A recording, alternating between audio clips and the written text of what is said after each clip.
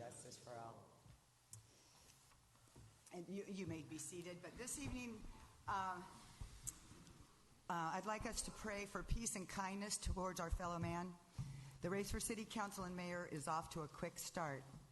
Remember that ill will and harsh words do not make for a cohesive community.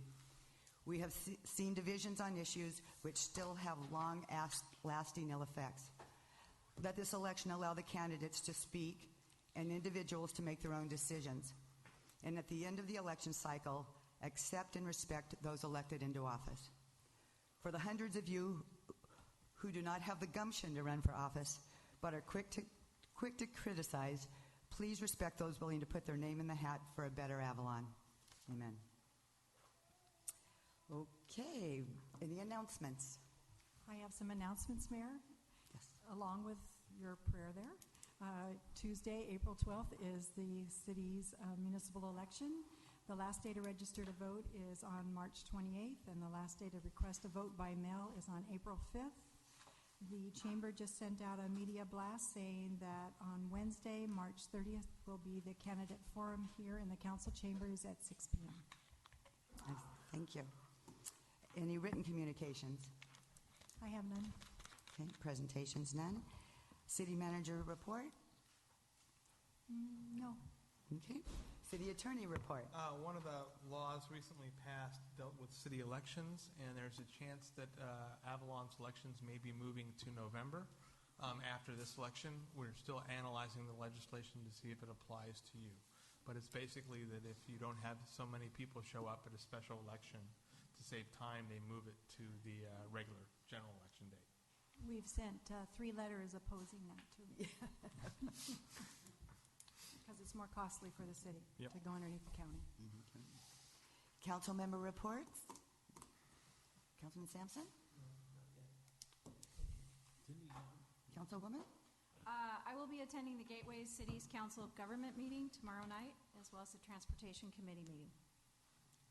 Councilmember Hernandez? Nope, we're good. No? I think it's wonderful. I had the privilege today to go over town with the football team and some of the coaches, and we went to the Board of Supervisors, and the team was recognized by Don Canabi at that meeting. There was 20 students there and 6 adults, and after the presentation of the little proclamations, they took us upstairs and fed us lunch and walked us around and brought us back down. We all made the boats, so it was really kind of cool.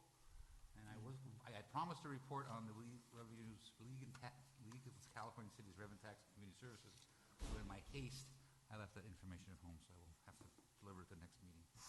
No problem. Thank you. Councilmember Sampson? No, not right now. Okay, all righty. I would like to make a public announcement that the annual residential vehicle registration will begin on February 10th, and that's for registration of all residential vehicles, blue stickers, and residential golf carts auto-wet permits, and will continue through April 1st. The fee for renewal is $30 for residential auto-wet and vehicle permits. Registration will be conducted at City Hall here between the hours of 9 and 12 and 2 till 4:30, not on Thursdays. If you have questions, please call City Hall 310-510-0220.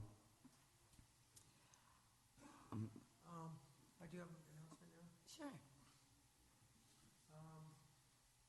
I wanted to ask the council if we could possibly bring back community service days, just to get the community together and maybe do a little cleanup again, and maybe do it on a regular basis.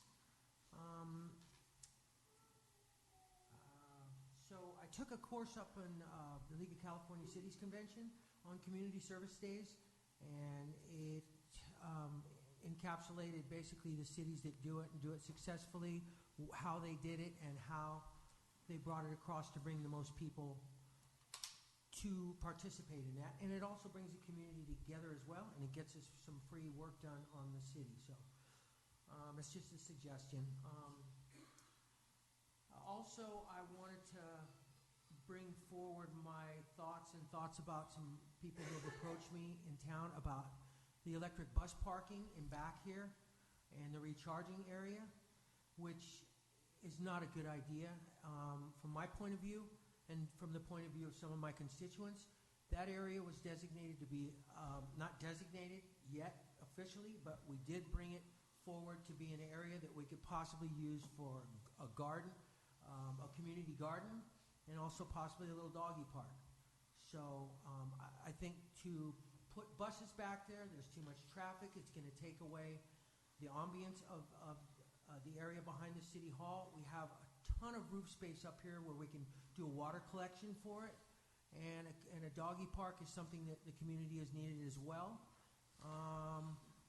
And these can all be little microcosms of the big picture of what we might be able to do within the city. But I think to take that area away now is not going to benefit the community at large.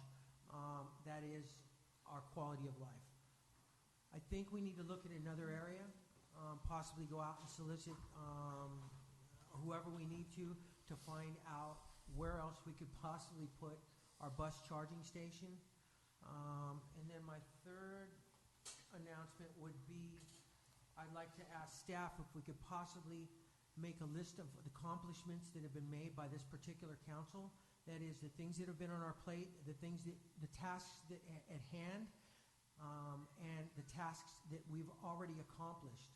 I know it's probably something that is going to be a long list and might be a little time consuming, but maybe we could put a staff member on that so we can actually make a list of everything that we've done, everything that's been on our list to begin with, our city council goals, and also so that just we can make an account of that.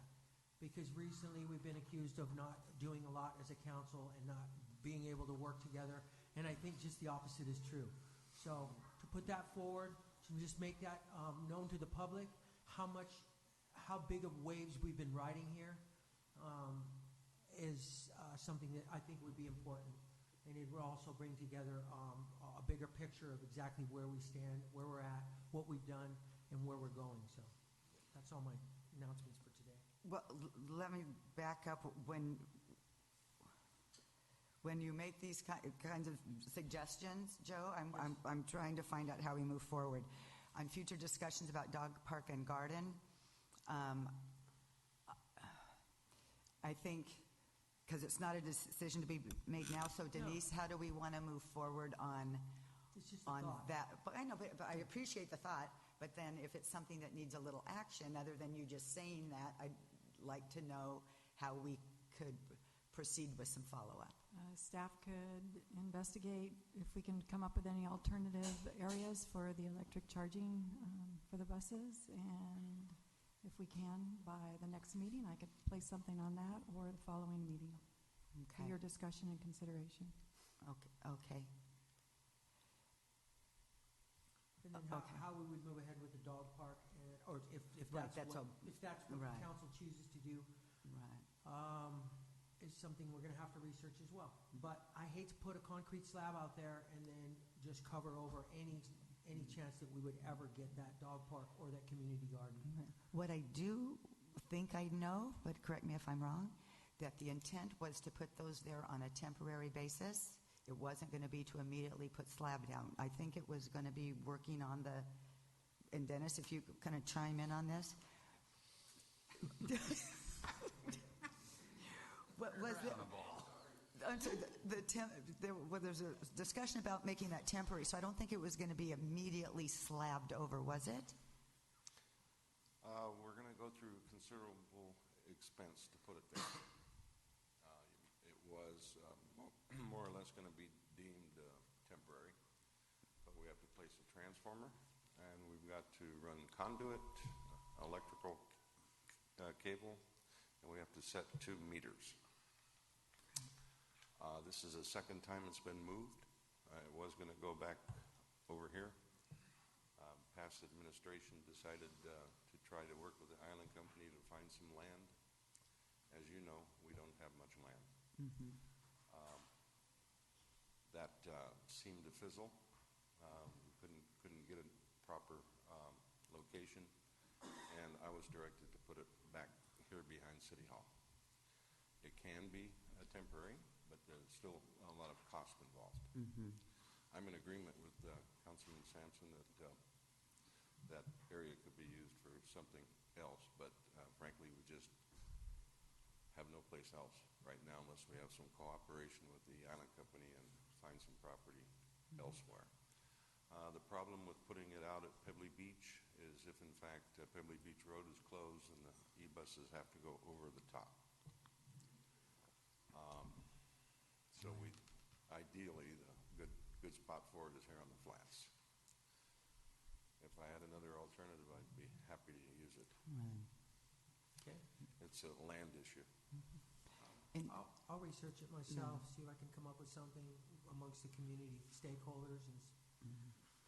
And Joseph, I did have a meeting with Randy and Allison Northrup last week, about a week ago, and they were saying, well, what are some of the needs the city might have? And I did mention the dog park, and I did mention the community garden.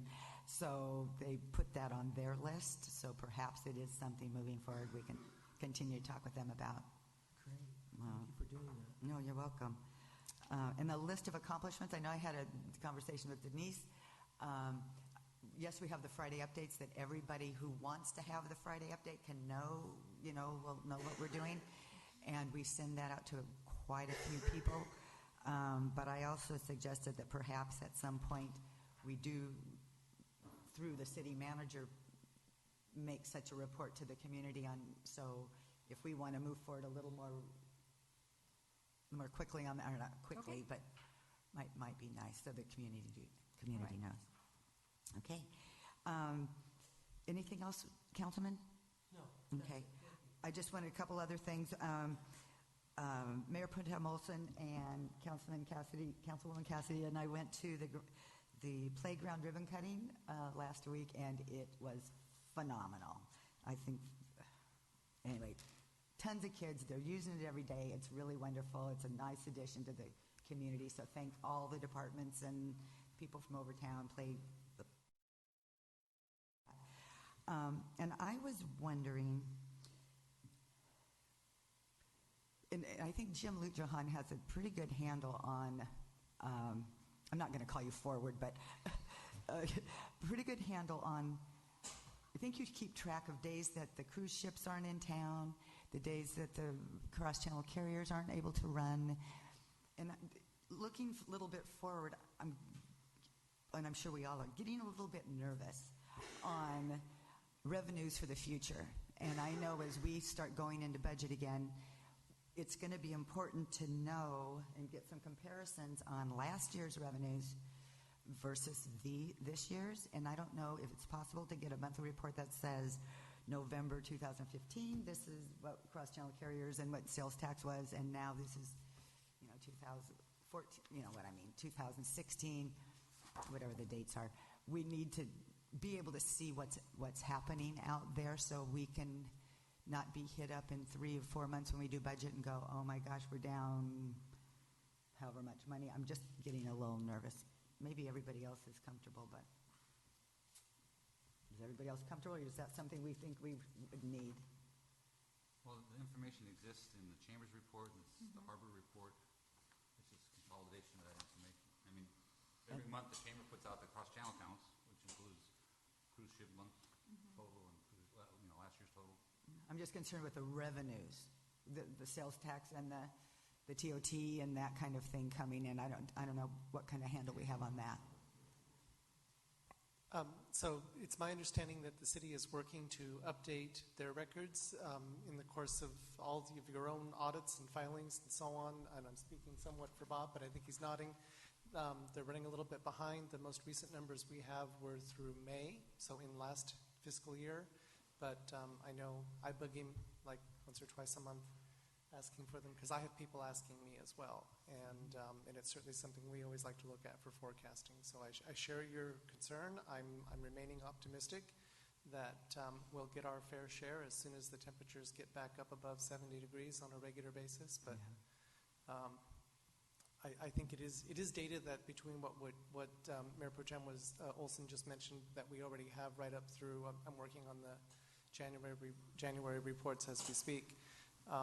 And I can't speak for Bob exactly where he is on getting that, but I know he's working on it. Right. Thank you. And- Annie, Mayor, if you also remember last year, when we were going through the budget process, I said several times that I didn't want us to budget our revenues based on where we were currently, because had we have received El Nino, we knew our numbers would drop significantly. So we did have this conversation last year during the budget cycle and did budget accordingly. Yeah. Perfect. And Councilman? Is that in reference to the amount of rain? Well, Or does that have something to do with it? Because with the lack of rain, and we're halfway through what they said was going to be our rainy season, we definitely need to make some kind of provisions for the residents and the business owners as to how we're going to deal with the summer, this coming summer, and how the rain or the lack of it will affect business in Avalon and business owners in Avalon.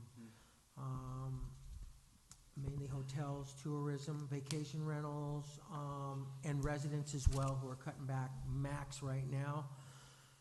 I think that's something that maybe there for future discussions for sure if we don't get the rain that was projected. Right. No, it's, yeah. You know, we could get an update from Edison on the status of the license on the new RO plants. I can have Jordan Monroe come forward because, He knows? yes, he's given us a little report out. Just as an announcement, we've got sound on the live stream and sound in the chambers. We do not have sound on channel 3 right now. Okay. So they're watching our mouths go like this? They're lip reading? Oh, so should we repeat that we have sound on live stream and we have sound in the chambers, but we do not have sound on Channel 3? And So everyone on everybody else hears watching that? Channel 3 didn't hear that announcement. So how they going to hear And Channel 3 did not hear that, but, you know. We'll put a splash screen up that just says technical difficulties right now, so people can read that there's technical difficulties. Could you transcribe what we're saying at the same time? Yes, we're working on that. But we were able to hear that you wanted a DCEL number 2 update, so we were in contact with Southern California Edison regarding this to get some information prior to the report out scheduled for the second meeting in February. So SCE is in the process of providing additional data from water sampling, which was requested by the Division of Drinking Water, which is required in order for the plant to be get a certificate or to be up and running. So based on the feedback Edison received from the DDW on DDW's anticipated timeline, the new DCEL plant is expected to be operational mid-March. To clarify operational, the new DCEL plant is capable of producing water now, but it cannot be placed into service until DDW issues the drinking water permit. So it's operational and functional, but it can't be part of the service system. The old DCEL plant has been operating and has been meeting demand, and if you noticed, our reservoir levels have been holding steady at 199 since December 17th or 15th. So we haven't had a decrease in reservoir levels, so the old DCEL plant is meeting the current demands. So Edison will be able to expound a little bit more detail when they're here on the second meeting in February. But for right now, things are holding pretty solid and looking promising. But mid-March is when they're expecting approval from DDW. Thank you for that update, Jeff. How many permits, Jordan? Do you know how many permits there actually need to get everything up and going? Do you know, was that 3? Somewhere along the line, I thought I heard there was going to be 3 permits that they had to act on. That I don't know, but I will write the question down and make sure Jeff answers it when he comes out for their next meeting. All right. Any Thank other you. questions? No, that's it, thanks. Good, thank you. Okay, oral communication. This is an opportunity for members of the community to speak on an item that is not on the agenda. You will be limited to 3 minutes and no action will be taken.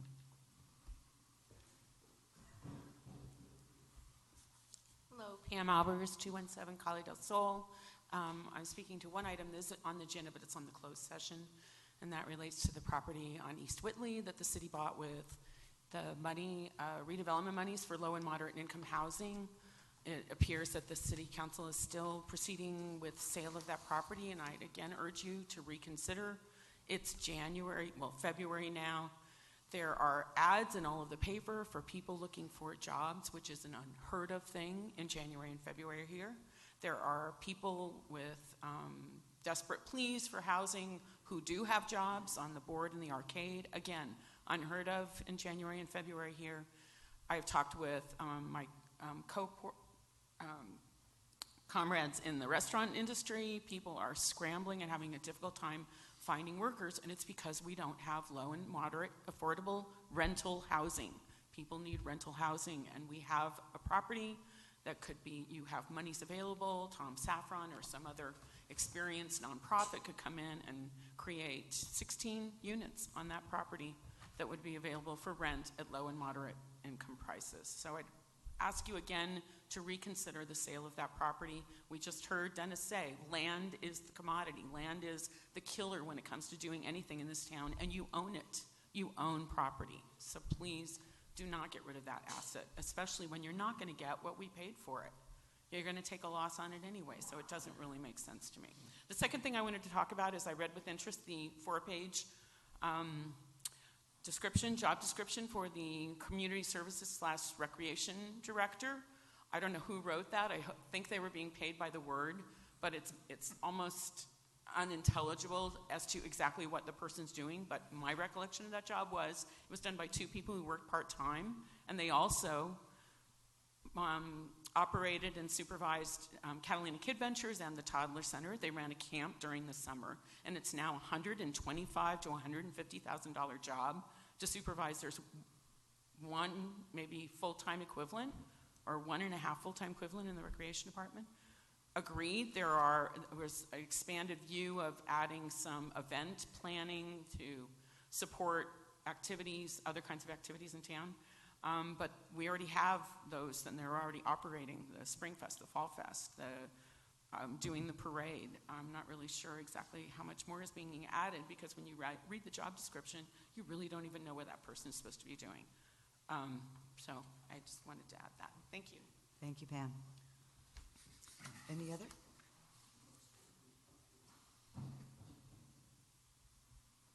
David Hart, City of Avalon's Recreation Department. We want to be able to invite everyone to play at the new City Park, aka Machine Gun Park, to play on the new playground equipment. We had a great ribbon cutting ceremony last Monday. There was probably about 40 to 50 kids there, along with our mayor, Annie Marshall, Pro Tem Oli Olson, and the ribbon cutting by our council member, Cindy McGugan Cassidy. We actually have a clip of that moment, and we want to practice a little bit of this right here. So excuse us as we play this. Clip. The sound will go out, but please imagine the kids laughing and having a good time as they dash towards the playground. Okay. Wait, I got it.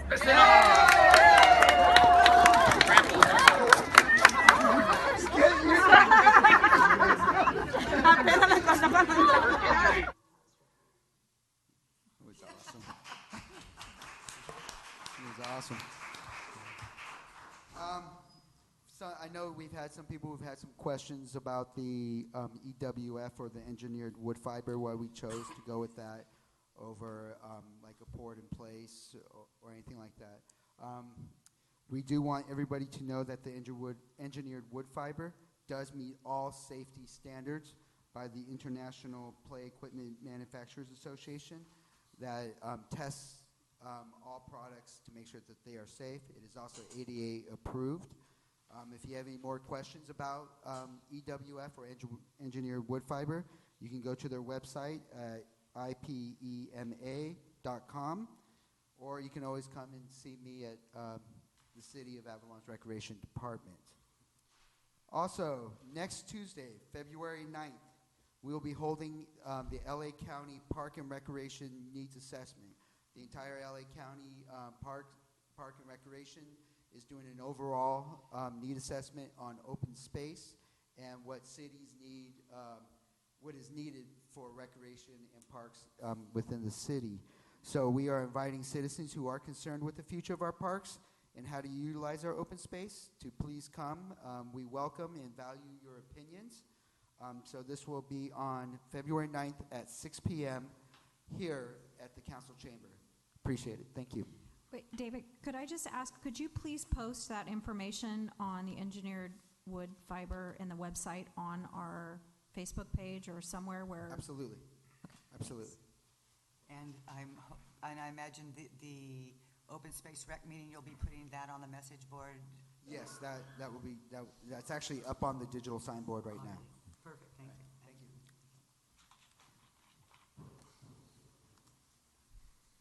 Good evening, Mayor, members of the council, Jabu Jahan, Catalina Island Chamber of Commerce and Visitors Bureau, and I just wanted to expand a little bit upon what Denise warmed you up with about the candidate forum, which is scheduled for March 30th. I'm very happy to announce that through a partnership with the Regional Hispanic Chambers of Commerce, we will be able to provide transcription of all of the advanced candidate questions. We will have all of our advertising and promotions available in both Spanish and English, and we will have live translation services the night of the forum so that we can serve all of the members of this community who are not as friendly to English as maybe you and I are on a daily basis. So we're looking forward to adding that value to our community and to the election process this year. And we look forward to seeing you and everybody at home here on the 30th. Thank you. Excellent, thank you. Any other? I would just like to make an announcement. Ernest Kohlhoff, everybody knew him as Skip,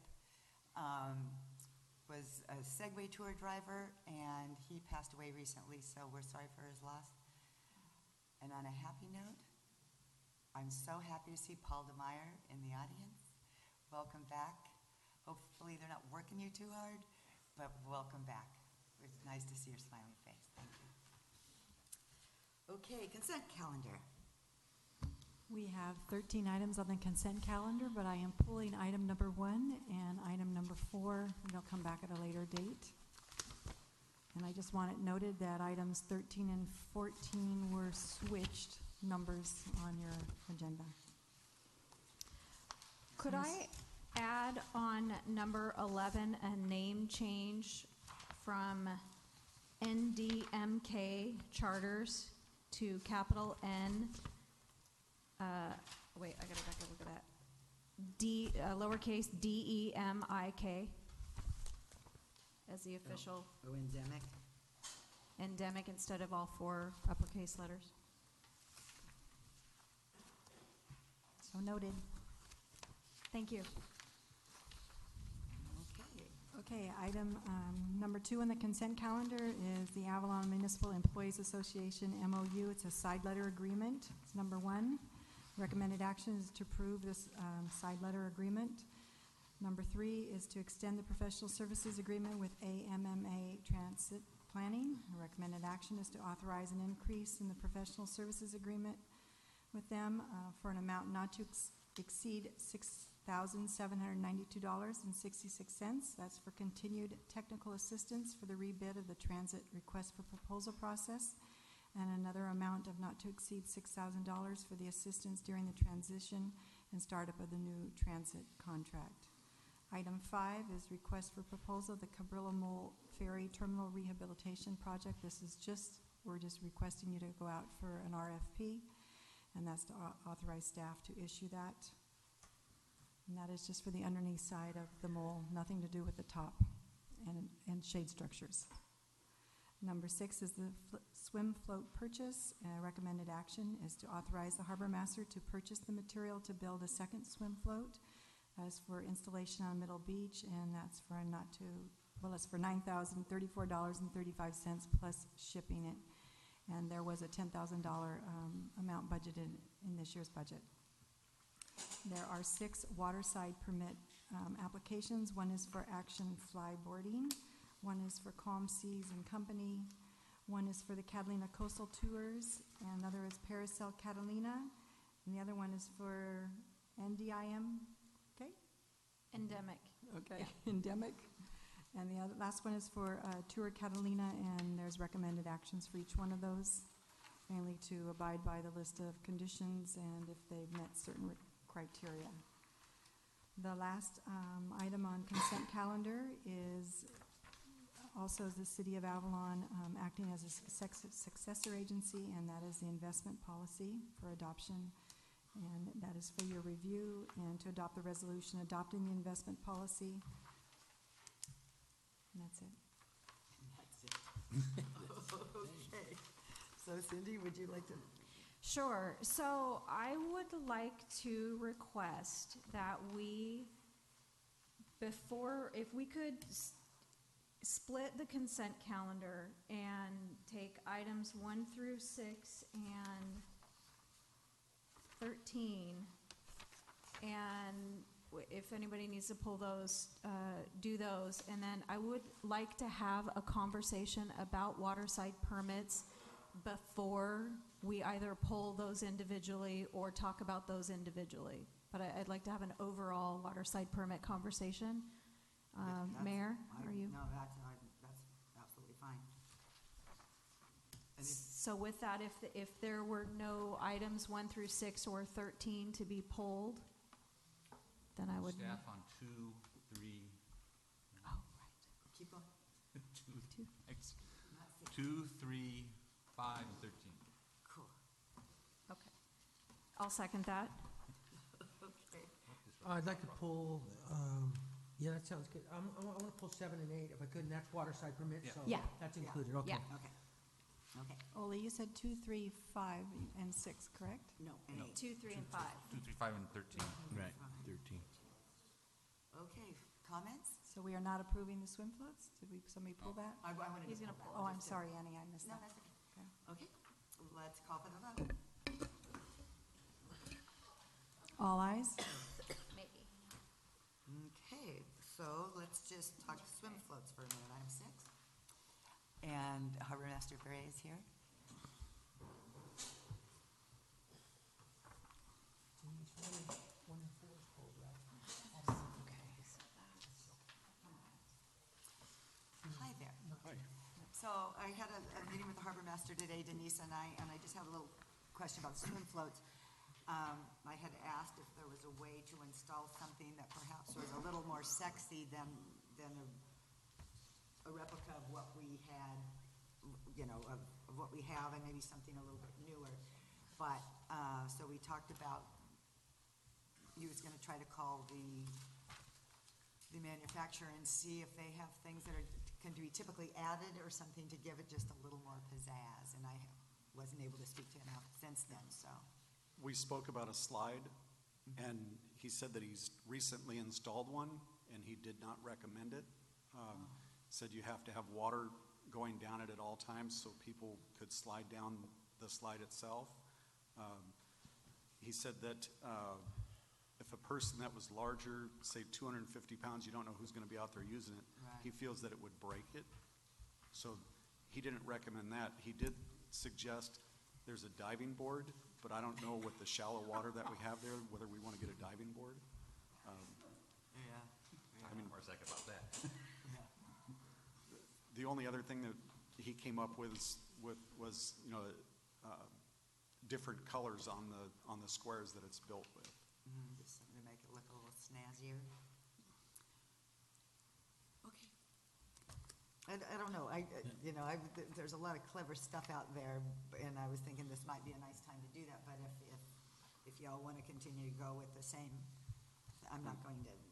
I can tell you the kids loved it on South Beach this last year. And it Oh, was I know. very highly used.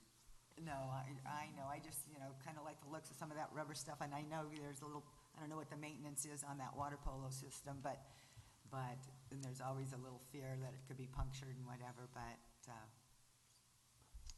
anyway, Why don't we get the float for this summer, and why don't we do some additional research, because we still have more water out there we can put things in. we do. Yeah, so why don't we move the float and Forward then. with this. I like that. I like that recommendation. I'll make a motion. I second that motion. Moved and seconded, thank you, Harbor Master. Call for the vote. All ayes? All righty.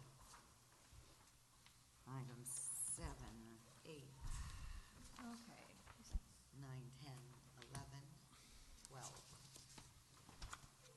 You want me to start? Sure. Okay, so before we talked about specifics of the waterside permits, I know several of us have reached out and done a little research in the last couple days, and I know several of us have heard from many members of the community of the concerns that we're currently seeing in the harbor.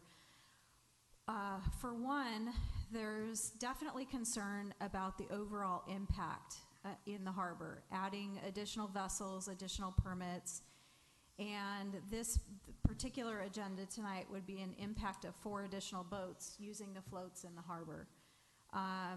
The change in the way cruise ships are handling and moving over to floats 4 and 5 has, in some members of the community's eyes, impacted float 5, especially on cruise ship days, which just creates more saturation for utilization of the floats. And I believe also now Baywatch is using float 5 while we're under construction on the fuel dock. So there's an additional impact now through before we get to the season. So that's one item that I would like for us to talk about as a council. The second item that was brought to my attention, and I just want to dispel that, is why we're hearing the new applications now versus hearing the renewals. And typically, the renewal waterside permits are heard in December. And Harbor Master, if you will please correct me at any point that I'm wrong in my understandings.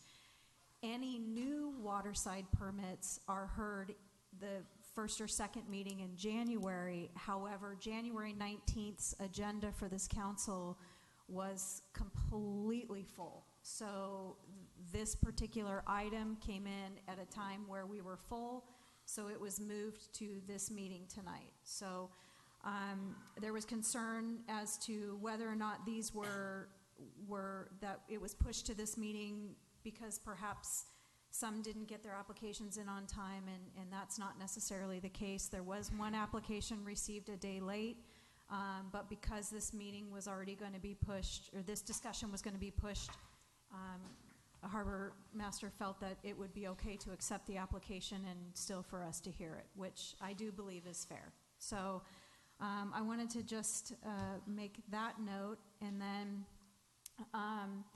the last one to discuss, and this probably goes in conjunction with the floats and scheduling all that, is as a council, could we talk a little bit more about policing or monitoring the waterside permits that we have now? Because there is a big impact on our harbor patrolmen trying to police, if you will, who's following rules, who's not. And I don't know, but I'd like to discuss what fine structure we have, what our reprimand policy really is, and I would like to do that publicly, not with just us individually with the harbor master. So if we could start with the first item, which is the overall impact to the harbor in adding more vessels. I personally feel as though our harbor is very impacted.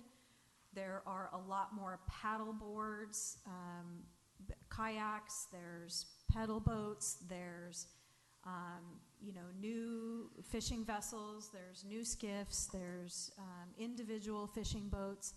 And I had really felt that at what point do we get to a level of saturation where the floats can't handle the traffic coming in and out, and do we look at capping the number of waterside permits that we currently offer? And at one point, I thought that there was a cap, and I was misunderstood, that there's not a cap on the number of waterside permits that we offer. And if that was going to be a topic of conversation, that shouldn't impact what we're hearing tonight. That should be something that is researched and concrete data brought back to determine whether or not we're too impacted. So one of the things that I received from the harbor master, and I'll happily pass a couple of these down, and I'm sorry, I meant to leave these on on the dais, but, or over with here, but this, what I had received from the harbor master is a schedule of all of the floats and what impact every vessel that has schedules on float 5s, such as the Catalina Express, the Newport Flyer, the Dana Point boat, the boat coming in from San Pedro, and Catalina Classic Cruises, which is the cruise ship tenders. So just to give a visual, and I have a couple copies if anybody in the audience is interested in looking at that. And what I have to agree with is based on the harbor master's schedule of a 15-minute period of time from 6:30 in the morning until it appears to be 10:15 at night. There is a significant amount of space available on given floats for charter boats to come and go, do their switching of passengers or offload or upload. So it's a kind of a struggle to want to, inhibit anybody who wants to start a business or who, wants to be proactive when there's really not much showing on the schedule that shows that saturation of the floats. So I don't know if you guys, Joe, I know you had some conversations, and Mayor, I know you did as well. So I guess if we were to look at saturation, and if we were to look at putting a cap on any waterside permits, I would say that would really need to be thoughtfully researched and put on a future agenda item, but shouldn't impact what we're viewing tonight. The saturation comes at prime times when, say, an express boat leaves Long Beach at 9 in the mornings here at 10, and they've got to be on the dock until 10:30 when the boat leaves again. A charter boat I feel is a lot different. People are waiting, they pull in the dock, they're there for 10 minutes, 15 minutes, they pick up their people and they go away. They just have to work around the cross-channel carriers who have priority on the dock. I mean, they are scheduled and that's their time. If they add a boat, the charter boat needs to work around them. So typically when we're issuing a waterside permit where the suggestion comes from you that says you may load and unload at float 5 unless it's a cruise ship day, then you may unload or load on the floats which apply to the pier. And it wasn't a recommendation.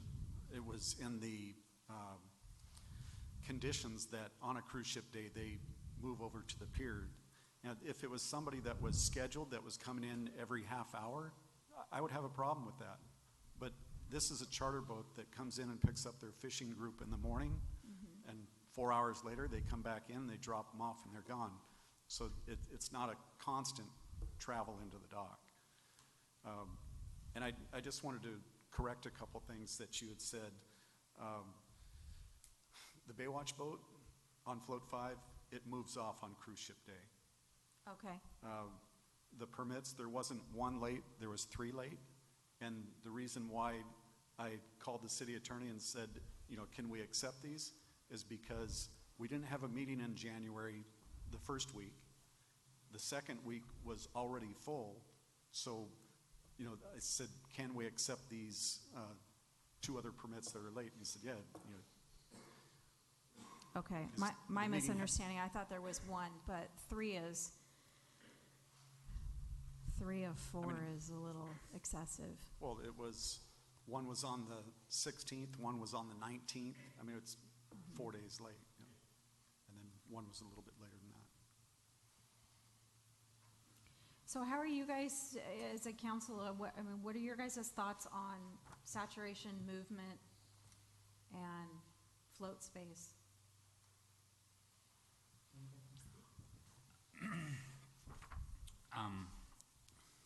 If these businesses actually did operate the months that they said they were going to operate, it could be scary on the pier in the wintertime because there's floats not there, and the dinghy docks and stuff, and it's just think the pier also is subject to congestion.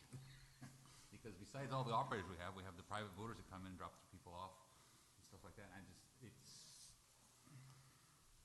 I see we have room on the mole, and I'm not troubled by the mole, but I am slightly concerned about the pier. There were some concerns raised about just the amount of activity that takes place in the harbor between the stand-up paddle boards and the pedal boats and the kayaks and all that kind of stuff, but most of those things are outside of our control because there's some of our people on our boats that bring over all their toys, and as you go around the harbor, you can see all the toys that some of the people have. And I don't really have a solution for that, but I'm concerned about the activity that we're just gonna be able to cram some of the stuff on the pier when the cruise ship in. And even though fairly quickly to load and unload a fishing boat and stuff like that, when we've got 6 fishing boats, 2 adventure tour boats, 3 island company boats, possibly a shore boat. I mean, it's just Dive boats. Dive boats, yeah. But the, I'm concerned. I have real strong concerns about it. I did 10 years ago.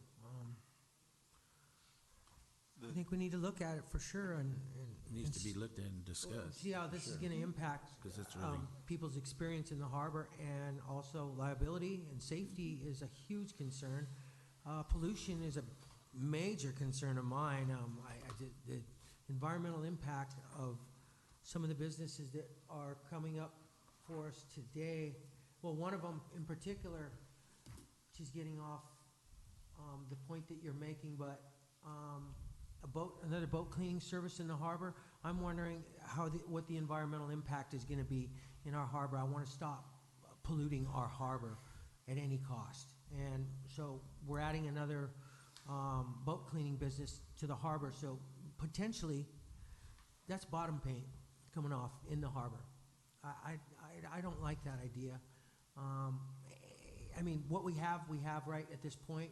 But adding more of that into this harbor, I think we're going in the wrong direction. We got to start mandating people go outside of the harbor to clean their boat if they want to do that.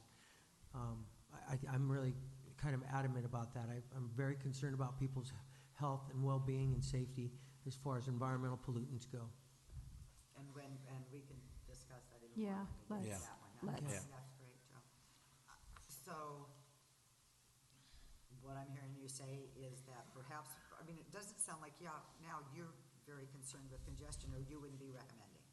correct. I mean, with the amount of trips that they'd be coming in to the dock in the day, it's not that they're scheduled every 30 minutes like a glass bottom boat or something.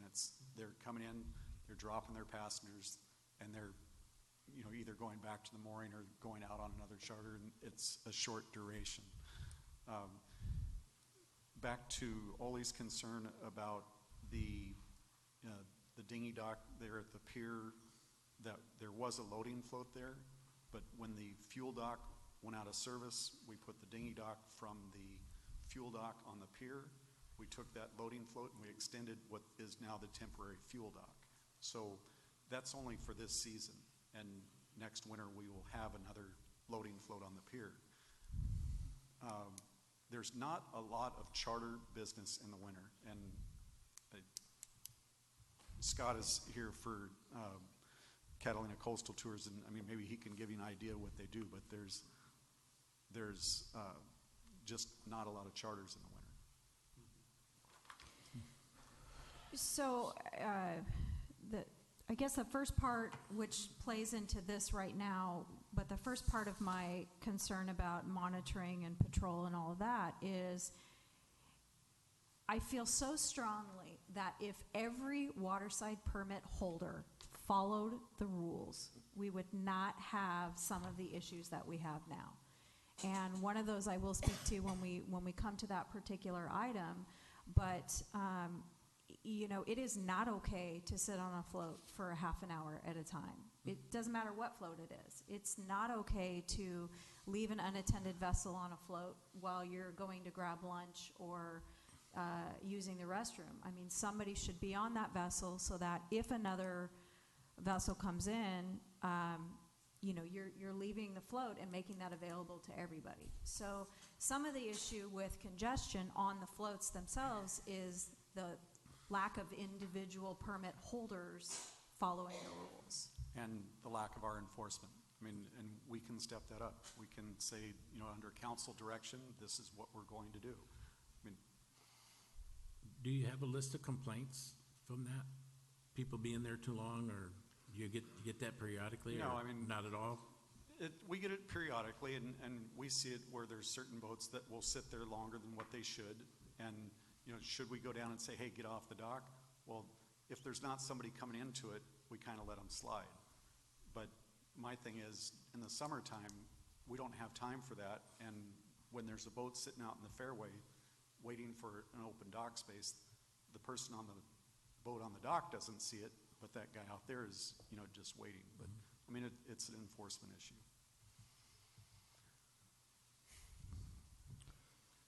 So, I mean, for me, I would like to put some resources into looking at what our saturation on waterside permits is. Absolutely. But given all of the information that I received today, at first being pretty hot on this topic of, you know, we've got too many and adding 4 more is difficult. But when you look at the schedule that Brian has, and you just, you know, talk to other people in the community, you know, there is room for more if everybody follows the rules. But, you know, there's no scientific background, there's no real research into that other than just these, you know, this little bit. So I feel uncomfortable saying no to a waterside permit because of too many permits. I would rather talk about whatever ones we need to talk about tonight, and then from this point, come up with a plan to look at that. And how do, I guess just as there are traffic studies on land, there are traffic studies in the water? I know that there was one done probably 25 years ago.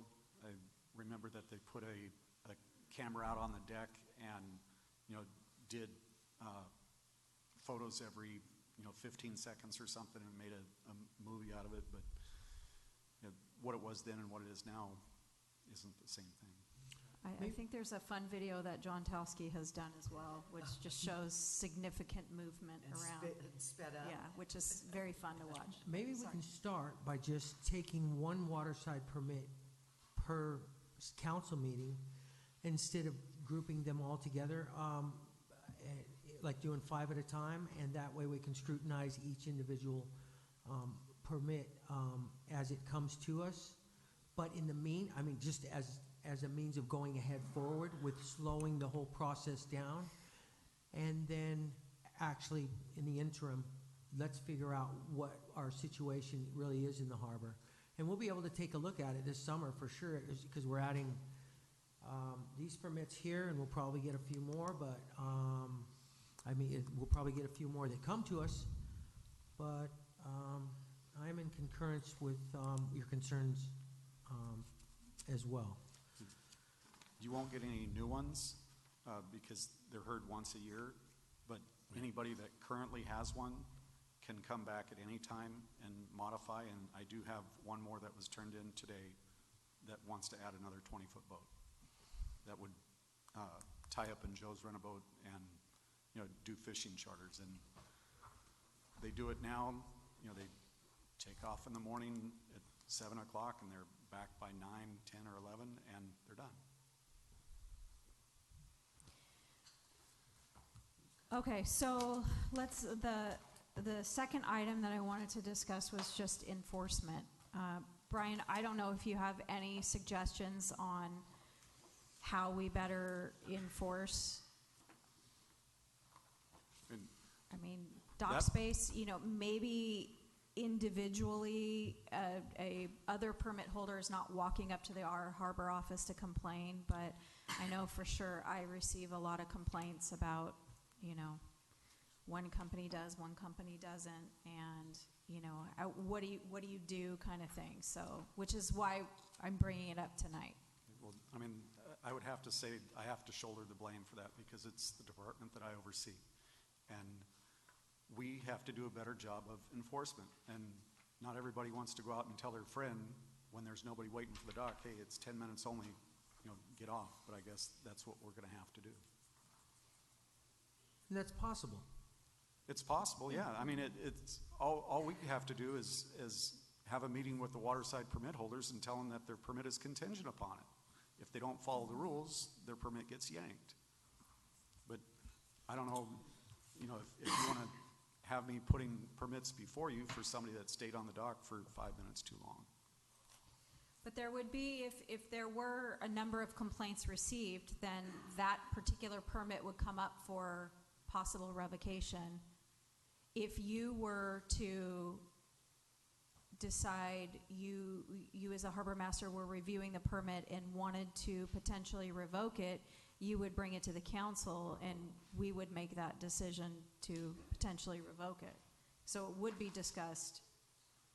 Yeah, but I hope it wouldn't be just because they did it one time. I hope it be No, that they. no, I don't foresee that would be the case. And I don't think that you would, under one complaint, even contemplate revoking a permit for one complaint.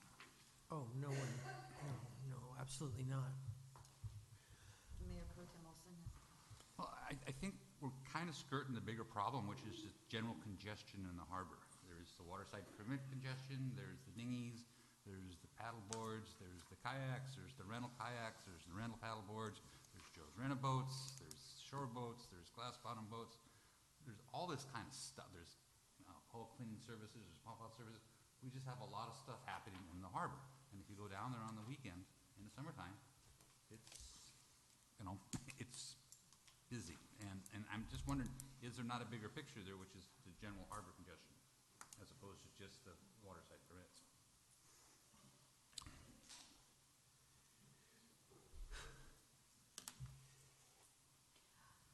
Okay, so I guess, Brian, if the council agrees, I think general additional enforcement and possibly having a meeting with all waterside permit holders and saying, hey, let's start this with goodwill and good intentions, and just as a reminder, here is the conditions of the waterside permit, or send a letter to all waterside permit holders, and just as a reminder, we will be enforcing this, especially as we get into the season. I mean, does that? Yeah, I mean, I don't get any complaints, but that doesn't mean you're very much more connected to the water than I. Do we have cameras out there, or cameras don't exist anymore? What's our camera thing? Cameras? They just are on the ramps and the docks. Okay. But in your opinion, it's okay right now with what we have, right? You don't feel it's that congested with everything here? I don't think that we're at a saturation point. Okay. Is it busy? Yeah, it's busy. Okay. But, I mean, is it enough to where you don't want to allow a new guy a chance to come in and offer a charter or two during the day? Okay. As long as it's not a scheduled service where it's in the dock, every half an hour, every 45 minutes. It's something where they come in the morning, they pick up their people, they come back, drop them off, and they're on their way. I mean, it's not something that's constant. Everything else would be okay. So with that said, then maybe we could go ahead and also do some kind of a study or figure out, because I have your same concerns, Cindy. Because what's going to happen is eventually there's going to be so many boats in the harbor, so many vehicles in the harbor, it's going to impact people's quality of life and the persona and just the basic. It's not going to be fun anymore. We're going to take the fun out of it because it's going to be too scary or just too much of a liability for everybody that's in there, especially the little guys, the little paddle boarders and the kids swimming and rafting around and floating around by their boats. So I think that along with the enforcement and the goodwill of the permit holders and possibly a study so we can actually see exactly how much impact we can possibly handle out there. And I don't know how I don't know how that could be defined unless we have some professional company come in and assess our situation, our needs, and what could possibly become of this. So your points are well taken, and I agree with that. And I'd like to see these guys that have their permits on the table. I believe in my heart that we could handle this tonight, and our harbor can handle it. Harbor master, he's our expert on this. He's telling us it's okay. But when things go wrong, it's coming back to us. And they're going to say it's your fault. You approved these permits. You're the ones who are responsible for the traffic in the harbor, the congestion, the liability, everything that goes along with it. So I don't want to see it come back to us in a negative way. We got to keep the fun up. We got to keep the safety up, and we got to keep boats being able to come in and out. The express boats have to absolutely have. They got to keep on their schedule. We can't have boats getting in their way or any of the other boats that are actually on schedules. So I believe we're okay with these. I'm a little concerned about the pollution from the item number 8, which is the waterside permit to clean the bottoms of boats. That one, Okay, let's wait till we get to that one, and pull that out separate. I appreciate that. So the good news is that we're hearing these waterside permits tonight, and we won't be hearing new waterside permits again for another year. Yeah. So that gives Any us new ones, but Any new ones. anybody that currently has one can come back Right. and modify it anytime. right. So I guess that gives me a little more comfort in giving us a year to come up with a solution or figure out how saturated we are. And then do we perhaps want the harbor master of the city to look into if there are agencies out there that could actually do some kind of study and just see what it is? I kind of think our guys are the experts, right? I mean, I feel comfortable with our guys. I agree. The harbor master, he's the one that's in charge of the harbor. Yep. He's the expert in it. He knows what's Okay, well, going on you in there. both are just sitting there talking about saturation Well, no, and not being able to prove, I'm not you, but, so, does it need a professional study, or are we just gonna continue with the harbor master? If you want it, Maybe- that's fine.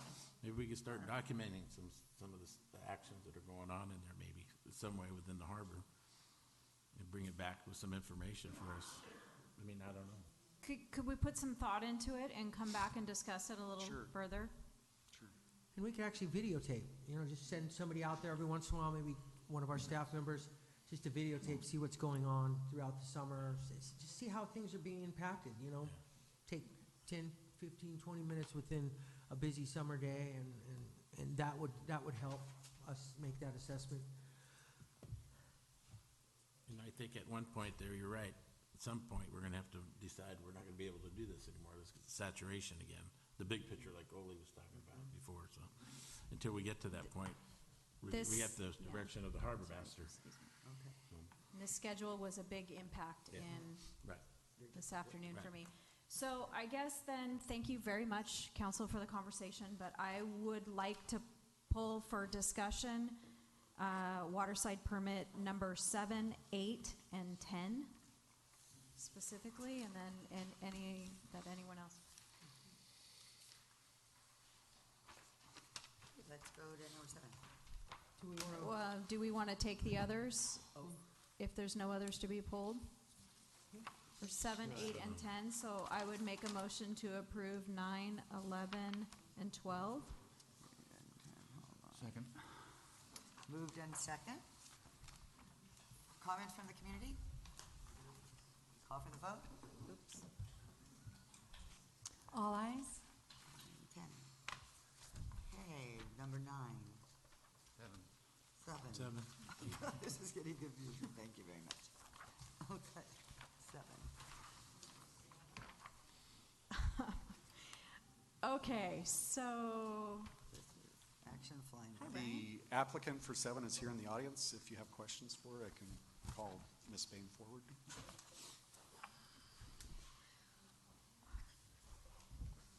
okay, so on number 7, this is a waterside project application for Action Flyboarding.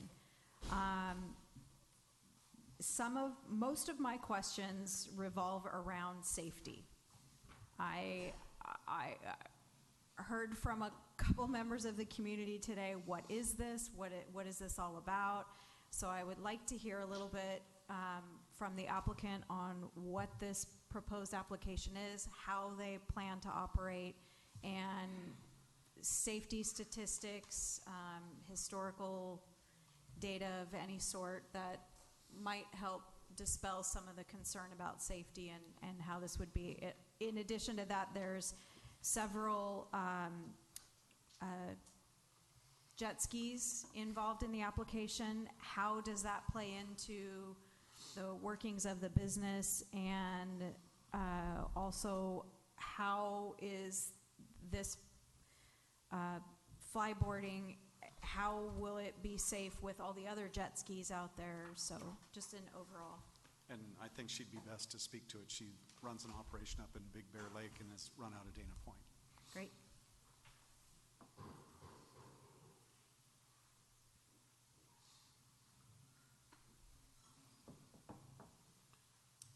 Hi there, I'm Belinda Bain, Action Zipline. I apologize I'm late. I thought the meeting started at 7, so don't really know how. It used to. Do I spell my name? Is that how you'd like me to handle it? Or? All right, so how the operation works, again, my name is Belinda Bain. I own Action Tours up in Big Bear. We've got zip line, Segway, flyboarding, tree rope climbing, snowshoe tours. The flyboarding has been operating for 3 years, and the reason why I'd like to move it to Catalina, first of all, been born and raised in Orange County, coming to Catalina my whole life. In Big Bear, the July and August is really the only 2 months that we can be on the lake, as the water's just so darn cold. And I think it would just be a great thing to offer here in Catalina. So how it operates, you come to the office, you sign a waiver, watch a safety video. They'll have to get on the shore boat over to the dock. I've got a 20 by 40 foot dock, and that's where the 4 jet skis will be and the 4 flyboards. So we gear the visitors up. We have wetsuits if it is too cold for them, life vests, helmets, and we fly them about 7 feet off the water. So it's a jet ski for folks that don't know what flyboarding is. The jet ski with the adapter with the 30-foot hose. And so they fly right out of the water right next to the dock. So we just kind of push them out. They fly right there. We say fly, you're really not moving. I mean, just kind of, you go around the jet ski. So the best case scenario when we're the busiest would be, hopefully all 4 working off, the dock and the 4 corners. And so we bring them about 7 feet off the water. And it doesn't seem like it's really fun, but it is. When you're 7 feet off the water, it's a lot of fun. As far as safety, we've been in business for 3 years. We have not had one incident. Because when we lower them down, if they're not getting their footings, you fall in the water. So it's not like you're falling from high distance. And other jet skis, we're just kind of hoping to have that little area that is ours. Is that the flyboarding? I think so, yeah. It's a ton of fun. It really is. It's at most resorts. You'll see it everywhere. And I just think it'd be a great asset here for Catalina and the folks visiting. And safety statistics, you haven't? We have not had one. Yeah. Not one report injury. And where's your commercial storefront? I've been talking to, I haven't found one yet. We're hoping to, we wanted to be approved by the harbor master, and really appreciate that. But we've been talking to the jet ski folks to share their building with them. And the son's name is Cameron, and his dad was supposed to give me a holler. We don't really need much space. It's just signing a waiver and watching this little safety video. So this podium would really be all we would need, It only goes 7 feet off the water? We could get people higher, but we don't, because most people, it's their first time flyboarding, so we get them actually about 2 to 3 feet off the water. But when you're standing on a board above the water, you feel like you're higher. So if they want to go a little bit higher, we will, but we cap it at 7 feet, because it's just, if you're falling at 10 feet, it would hurt your bottom a little bit more if you do fall at a higher height. So it's usually about 7 feet, 5 to 7 feet. So would it be fair to say that your overall radius around your float would be no more than 100 feet? From the dock? Or from your dock? I hate to say just 100 feet, but yeah, I would say 100 feet. I would like if I had like 150 feet, around the dock, but yeah, we wouldn't be going more than that. So what about with all the other jet skis that are out in the same area, I mean, they basically launch from their float and then they're on their own. Yeah, they would. Most people stay away from us. You know, in Big Bear, there's a lot of boats, especially, you know, on the weekends, 4th of July. So we find that most people, they're in awe of it. So they just kind of come around, and if they're too close, we lower the person down, or we just ask that, hey, we just kind of give them a sign, you know, can you back off a little bit just to give us a little bit of room? Because everyone wants to videotape it. You know, it's fun. Okay. So, you're aware of the condition of getting a lease from state lands? I first, just trying to go through the steps, Harbor Master, you guys, and I do have the application for state waters, so that would be my next goal. I've been starting to fill it out. I got the emissions from, I have Yamaha and Kawasaki jet skis, so I've got the emissions report from them. I had already done for Big Bear Lake, we've already done the sound, you know, so we already have that. So the things that they're wanting on that application, I'm just getting ready to send it out. I just wanted your folks' blessing first before I spend too much time on that. Are the boards controlled by the jet ski operator? Yes. Yeah, we have complete control. The person on the jet ski, and they're all lifeguards, CPR first aid certified. But yeah, it's completely controlled by the operator. Unlike you've seen the jet packs, because people say, "Oh, you're the jet pack lady," you don't know. You have no control. So with the flyboards, the guide on the jet ski has complete control, and we just let them know. You know, you pretty much just stand up. People kind of want to lean forward for some reason. You just stand straight up, and you just come out of water like Iron Man. So does this take any fuel to do all this stuff? I'm sorry? Fuel? Oh, yes. Okay, so where do you store your fuel? Well, we were planning on doing the same thing with the jet skis, and, you know, just keep fueling up. On our dock, we do have, you know, we have a big Jerry jugs? Yeah. So that's kind of a safety issue there. Yeah, we also have our own pontoon boat, so we'll be, you know, getting the fuel and what have you. But we've been in waters, and, you know, I'm in the fuel business also. I own California Hazardous Services, and that's what I do is build gas stations and fuel. So I'm very conscious of emissions and leakage and things of that sort, and it just doesn't happen. Okay. And the operators licensed? Excuse me? Are the operators licensed? They have their first aid, CPR, and lifeguard certification. Because we're not really going very far. We're just a few feet from the dock. So we lift them out of the water and bring them down. So, is that what you meant? Yeah. Kind of license? Yeah. Another something fun for people to do in Avalon. Something more to do. Hey, we're all about having some fun. I would just, if it's the council's desire to go forward with this, I would just amend the conditions a little bit just to make certain that, to the extent that, and I don't know this, if Fish and Game or Coastal Commission, I'd like at least to get something from them, because given the sanctuaries that we have, as well as the fact that this is out in the ocean, we want to make certain that they are, that they approve of this too. I know we've done that in the past when we considered the recreational area there. We required them to get that before we actually issued the permit. So I would suggest that you add that as well. As item number 8. Would you be okay with that? So I have to go to Fish and Game and get a... Well, you have to check in with them. If you need a permit from Fish and Game or Coastal, you get it. If not, you give us proof that they are not requiring such a permit. Okay, sure. So we would just add those to conditions number 7. I think we can add it. Oh, add it to number 5. To number 5. Questions from the community? I'd also like to see some kind of safety protocol that you guys would practice. Just if you have anything that's written down, Yes, we do. Just some kind of a list you guys go through to make sure that your captains know exactly how their vessels are. I mean, you know, that your tour guides, how their vessels are. Make sure they're kept up. Make sure they understand the basic fundamentals of being a mariner in this area. It's really crowded out there. You got people coming and going. I'd like your captains to be familiar with the waters out here.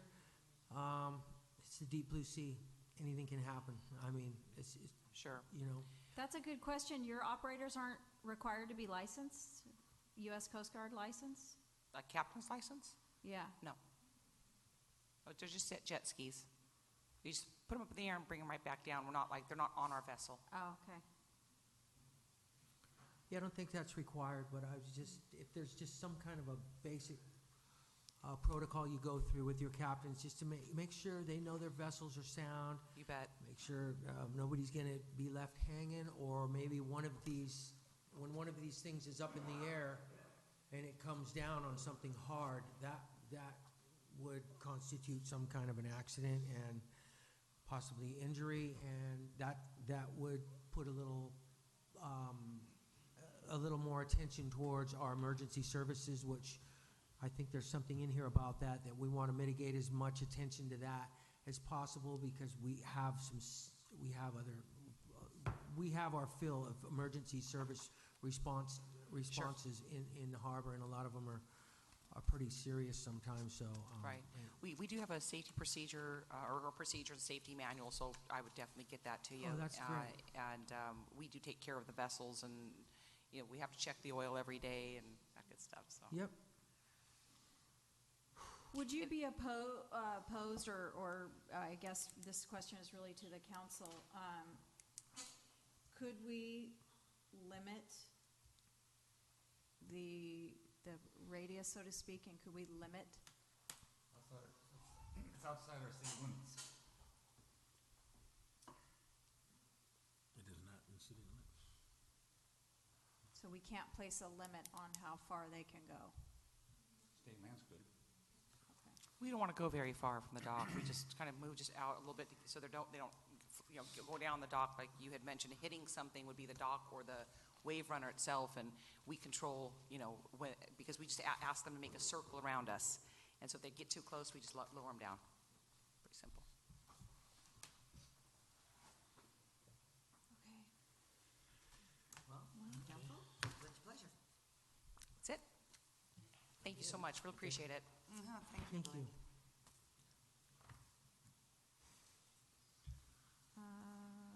Okay, well, thank you, sorry. Can we try it out, see how it works out? Can we do it on a? We get a decent every December. Okay.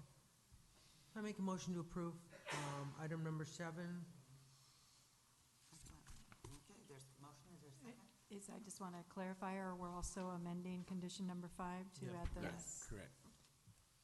I'll second it. Moved and seconded, call for the vote. All ayes.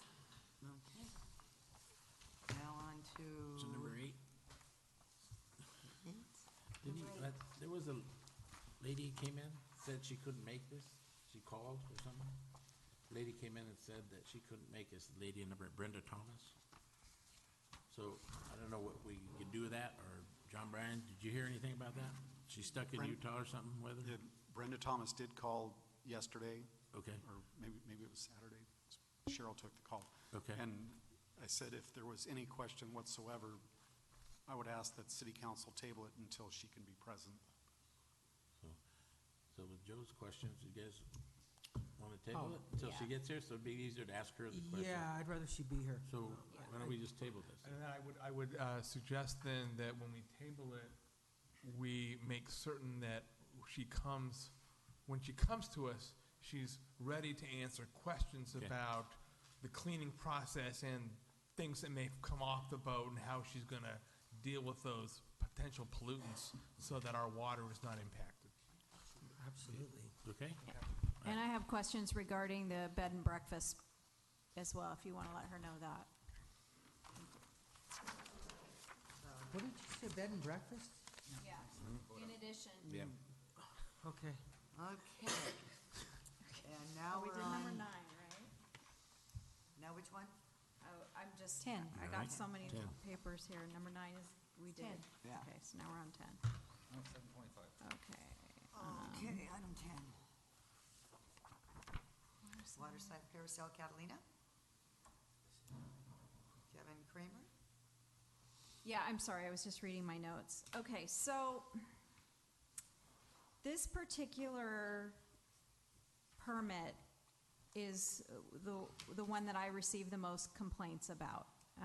This has also, there's been some concerns about this permit in the past, about fees being paid on time, the city having to chase them for harbor use fees, previously for fuel purchases, which I know that the city has reconciled the fuel part of it, whereas we no longer have open accounts for fuel purchases, so all fuel purchases are paid at the time of receipt.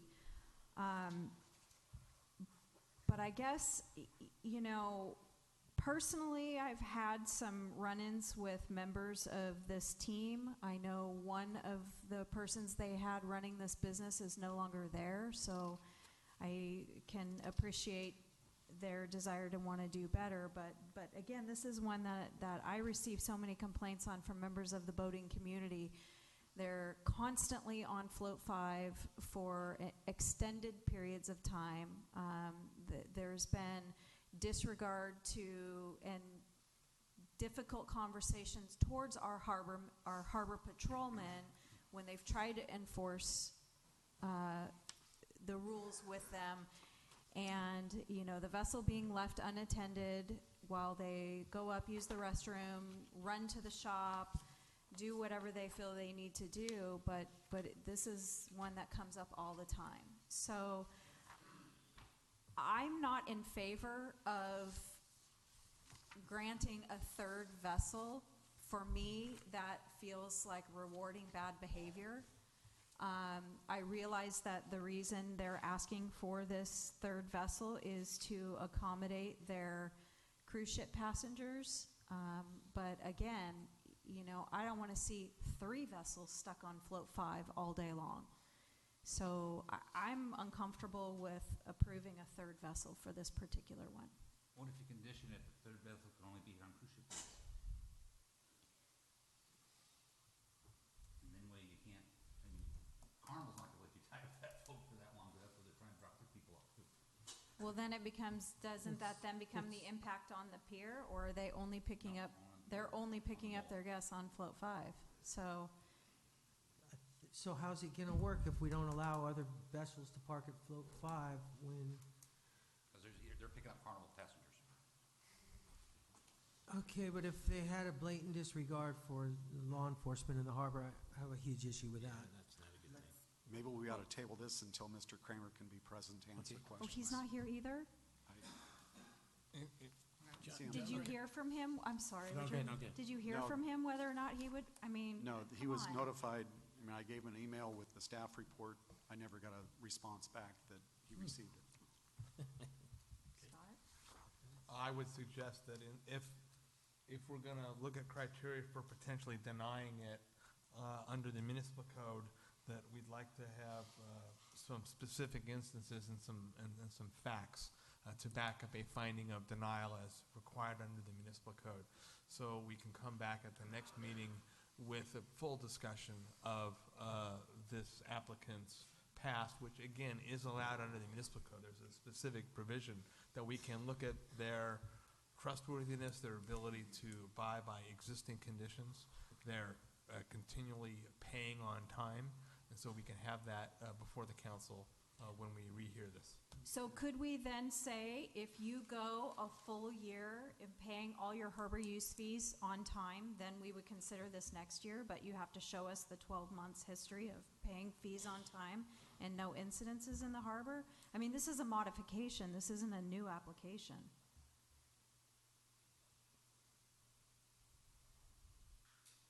Well, he's looking. That would be a finding that one of the findings. Excuse me. One of the findings under the municipal code under subsection 8 is that the applicant has not been engaged in prior violations of harbor regulations, including provisions of all the article, and has timely paid any harbor-related fees. So if they have not, they you done can that in deny the it. past year? Paid the timely use fees? Paid timely. We'll have to check with the finance department on that. I know that when we came in December to renew their permit, October payment that was due November 30th was not paid as of then, but we were only 3 or 4 days into December, so I didn't think that was a big deal. I guess Cindy, Councilwoman says she's getting all these complaints. Are you getting these complaints? There are complaints. I mean, and it doesn't have to do with the business. It has to do with the personnel that are operating the business. It's not the owner. It's his. I mean, he's an absentee owner, but He's I mean, not here, yeah. there has been issues in the past, and he has fired a couple people, and it's gotten better. Again, I'm gonna, I know. you have certain To that. standards in the municipal code, and that's what Okay. you have to enforce. Okay. So we can, hold this over. yeah, So you, at what point, and I'll ask the finance department to respectfully research this, at what point in the last 2 years were they late? How far were they late? And how long did it take us? And at what point did we have to threaten potential revocation of their permit and or renewal, unable to renew their permit because they were behind? I'd like to know those statistics before. I would like it for 2 years, if that's acceptable. 2 years, did you At say? least two, yeah, at least 2 years. Have we done that similarly with others?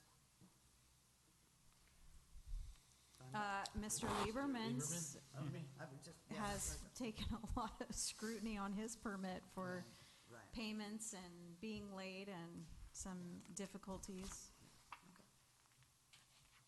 So I guess, are we holding this one over? Yes. Okay.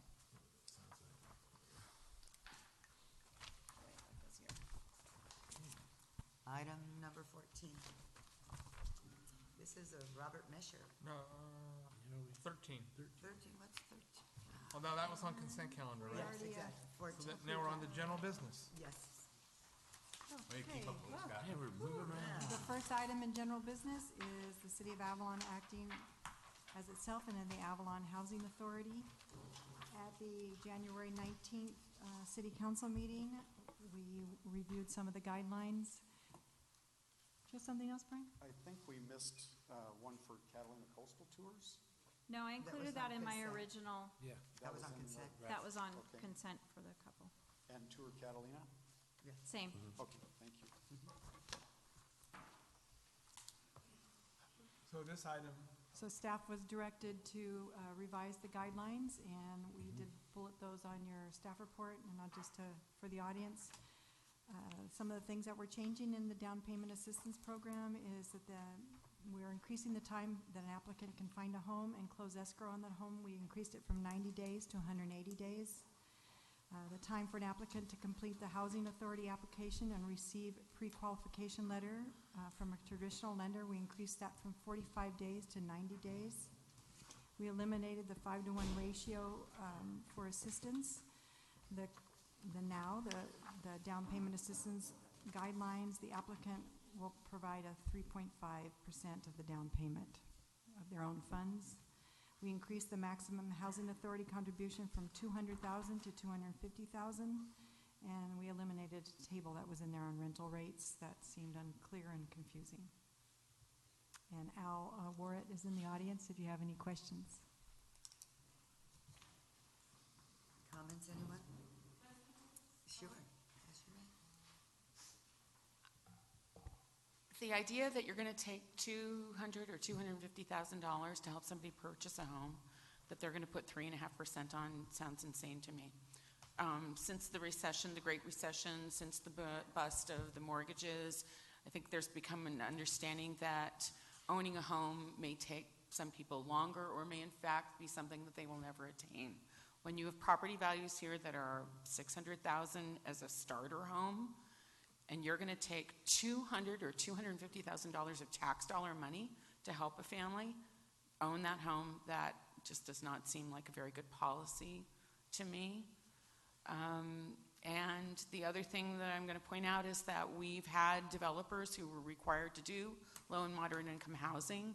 They were allowed to delay that obligation. And so essentially what you're doing is padding the pockets of a developer who did not provide for the low and moderate income at affordable rates. So 200 or 250,000 to help one family seems not a good bargain when you could take that money and do rental housing and help many people.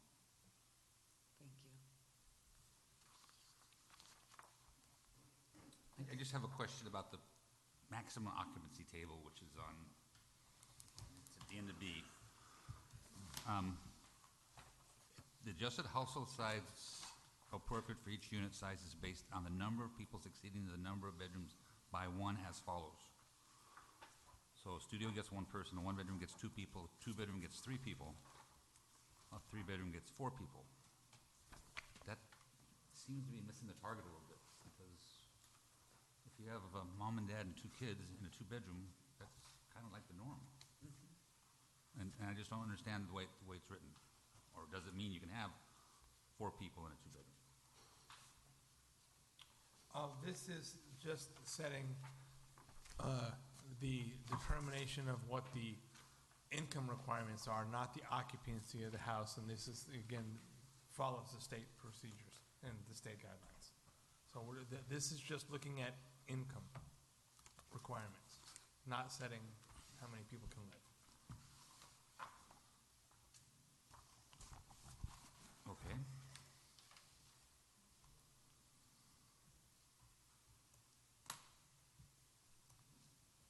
Council? I'm fine with it, with that explanation, Mr. Campbell. Motion, is there a second? Oh, I thought you did. Oh, you said you're fine with it after Deb answered, so I just took that as a motion. Excuse me. I will move, I'll also move the amendments to the Housing Authority rules, policies for low and moderate income down payment assistance program guidelines. Is there a Second. Okay. Call for the vote. All ayes. Okay. Item number 15. Okay, item number 15 is an item of discussion. It's direction on oversized vehicle permits. Mayor Pro Tem Olson requested this item to be on the agenda, and I believe the vehicle clerk provided you each with the applicable code for your consideration. I know it's tied into our overall vehicle study. If Ole is just wondering if there's something that we can do for the time being. And I see the issue, once you qualify for an oversized vehicle, if you want to upsize that vehicle, you can upsize it. And we've had an example where some vehicles that have come in at slightly oversized, and then they've kind of grown. And I think we just need to, I think we need a way to ensure that if someone gets an oversized pickup truck, it doesn't turn into a box fan without some really good understanding of review by the vehicle. And so, for clarification, so when somebody applies for an oversized vehicle permit, they go to the hearing officer, and she just needs some more guidelines, because she can approve it if they can justify that they need it. And Dudley is back there, so if we have any questions, he can really answer them. I agree with Councilmember Olson. You can fight the good fight and, plead your case for 2 inches extra for a bumper on a vehicle and get your oversized permit, and then a month later you can replace that with a massive oversized box van. So in the past, when I've asked a little bit about this, and I've also asked our vehicle hearing officer, there's nothing in our code that says you can't do that. Once you get oversized, once oversized, always oversized.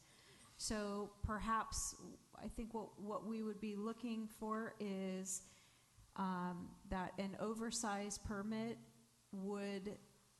an oversized permit be given for the vehicle in which the hearing was heard, and any replacement of vehicle would automatically kick back to a vehicle hearing prior to the purchase and delivery of the vehicle. Is that right, Ole? Mm-hmm. So that's the direction I think we would be asking for, is to revise the code.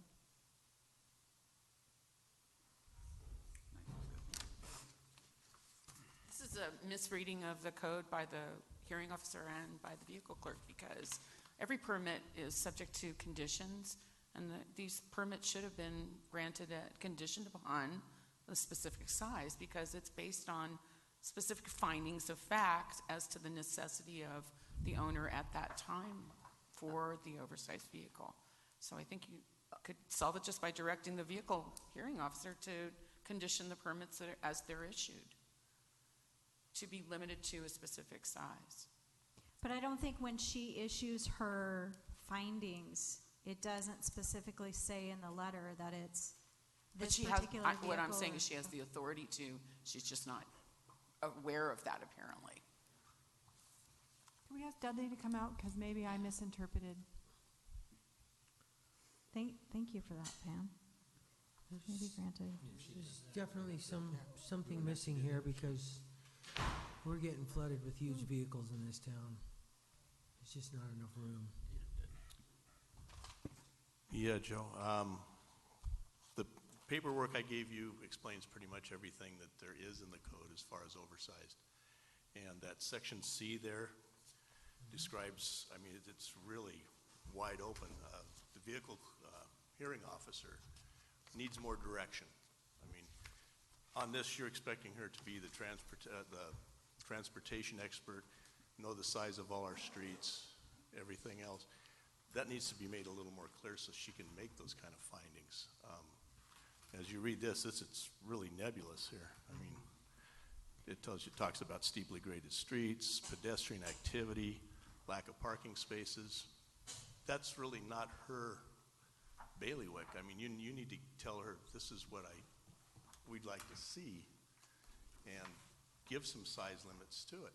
And if a business, I mean, if they're hauling giant lumber and stuff like that, then maybe they do require a bigger vehicle, but then there can be conditions put on it that, you know, what streets it can be on, what hours of the day it could be there, where it needs to be parked at night, those type of things. Well, that's a great point that you just brought up, because when you're talking about, and I'm certainly not speaking to any individual business, but when you're talking about, I need to haul lumber, do I need to haul lumber once every 6 months, or do I need to haul lumber every single day, or once a week? A once a week to me would kick it to, yes, I need an oversized vehicle.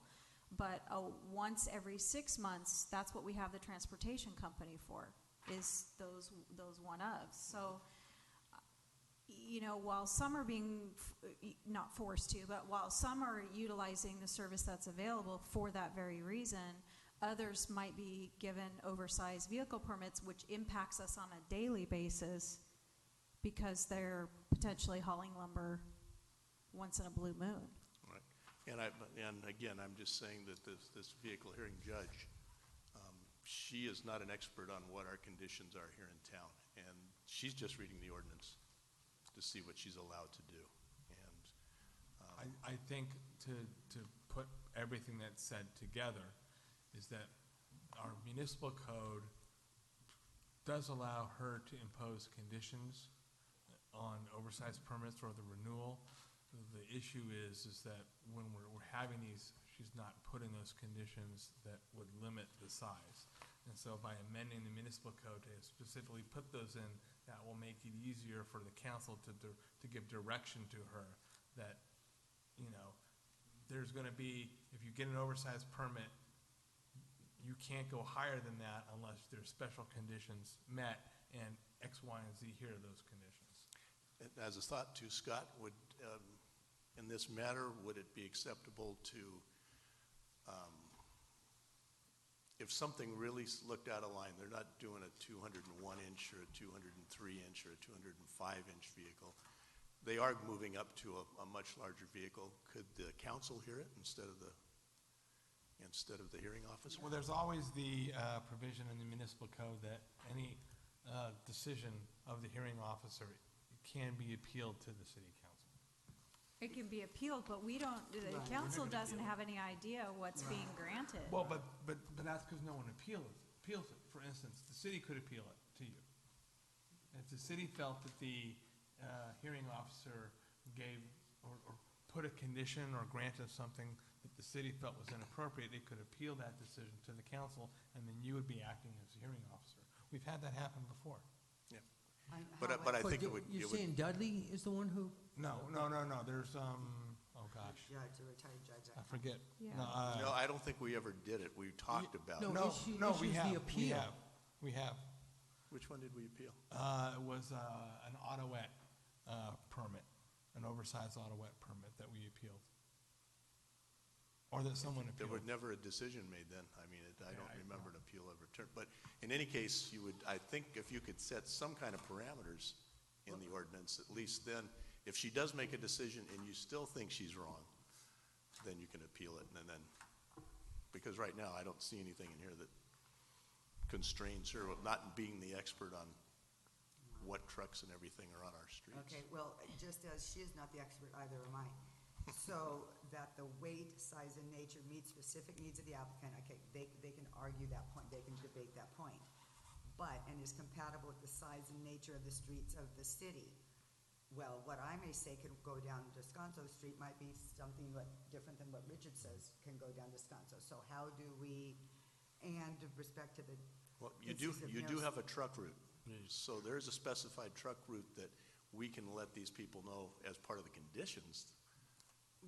But that still doesn't control the size of the Yeah, well, vehicle. in steeply graded streets, significant pedestrian activity, how do we, I mean, it seems very, I can see why she would have a difficult time, because I don't know how I can sit here and define those if somebody were to appeal it.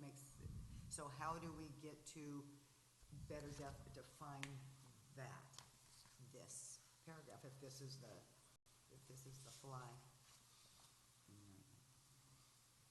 I mean, is it all just? Well, one recommendation I certainly would like to see is any change in vehicle must come back before the hearing officer before the permit is extended. And maybe extend the application to talk about number of uses in a calendar year, for your buy lumber once a year as opposed to buy lumber every week. And so that as conditions are imposed, I mean, they're possibly monitorable, but it becomes, I got my 105-foot or 205-foot truck, and I want to get my big truck, because one day a year I'm going to carry lots of stuff. Yeah, the judge does ask those type of questions. They ask the frequency, size of the loads they have to carry, how many employees they have that are driving these things. She does go through all of that. But again, she doesn't know. Yeah, she could go through all that stuff, and the person doesn't necessarily do everything that they say they do, and there's nobody to enforce that. There's nobody to go out and say, well, I've never seen him carrying that much equipment in his truck, and I've never seen him carrying lumber in his truck, and he's got to have that full-size truck with the extra cab and the extra long bed, which I've seen a few of in town lately, like way too many, and Well, you got a lot of, again, Joe, there's a lot of work being done in town, and a lot of it on an emergency basis. And a lot of the cars that you see out there aren't our local contractors.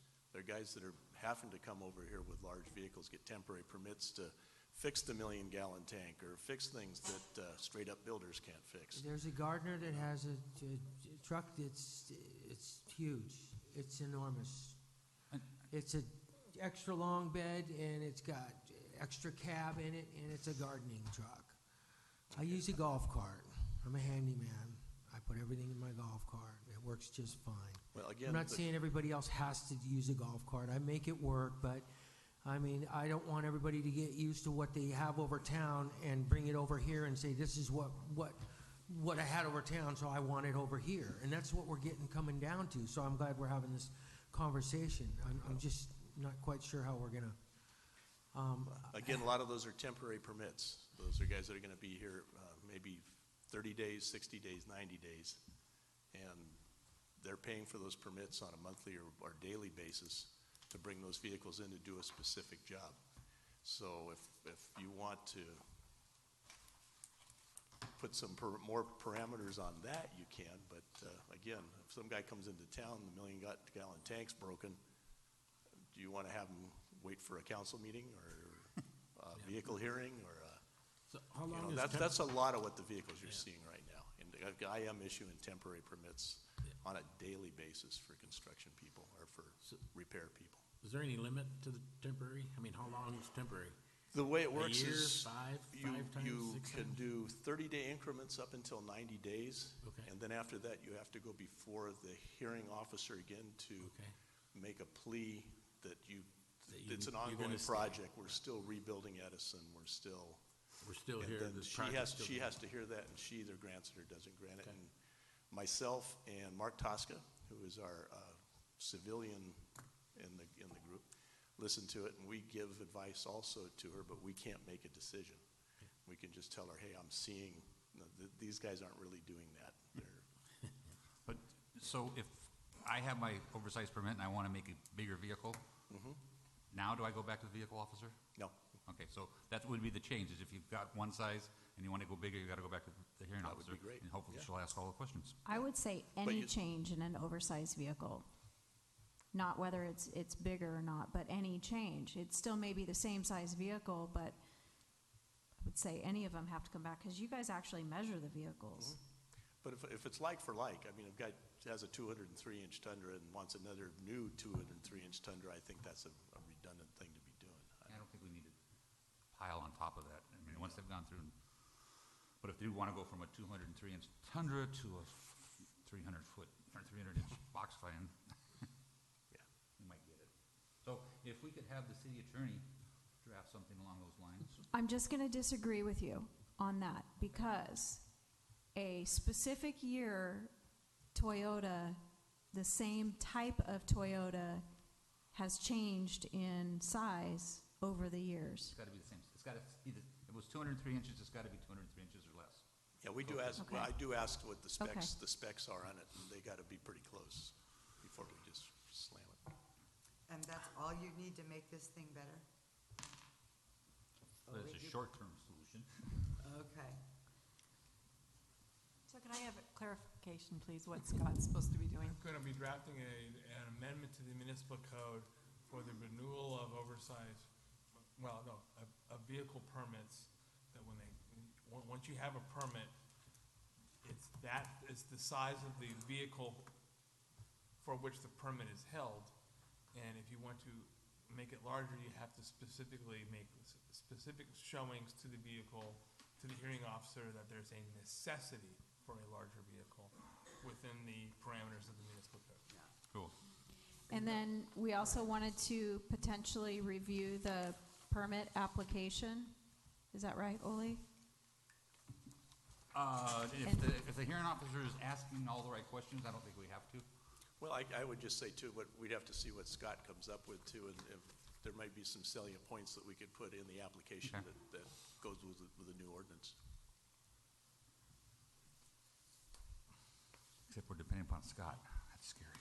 And there's too many golf carts, right? Okay. Thank you, council. Well, that's Give direction? that's a little touch in the system, little isn't touch, it? Okay. Closes it. We have direction. All right, so- and you have direction, Scott? Yes. Okay. All right, item 16. Item 16 is another item of discussion.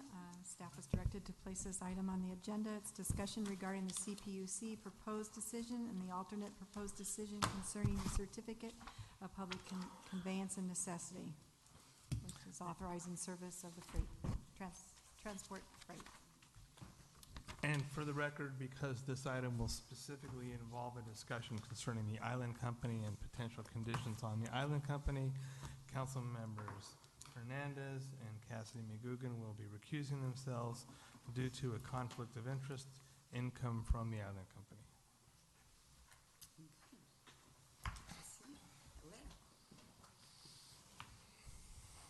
Okay, I guess I'll start this. I kind of just wanted to make a statement, and so I prepared this statement, because this is a big issue.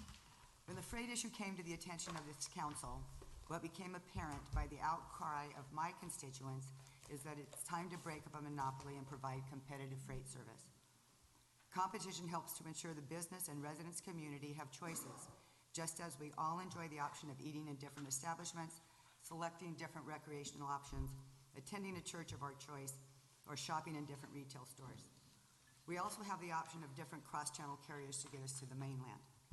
My opinion has been stated consistently is let the appropriate regulatory body review the facts, and I would be satisfied with their decisions because I believe they are the experts.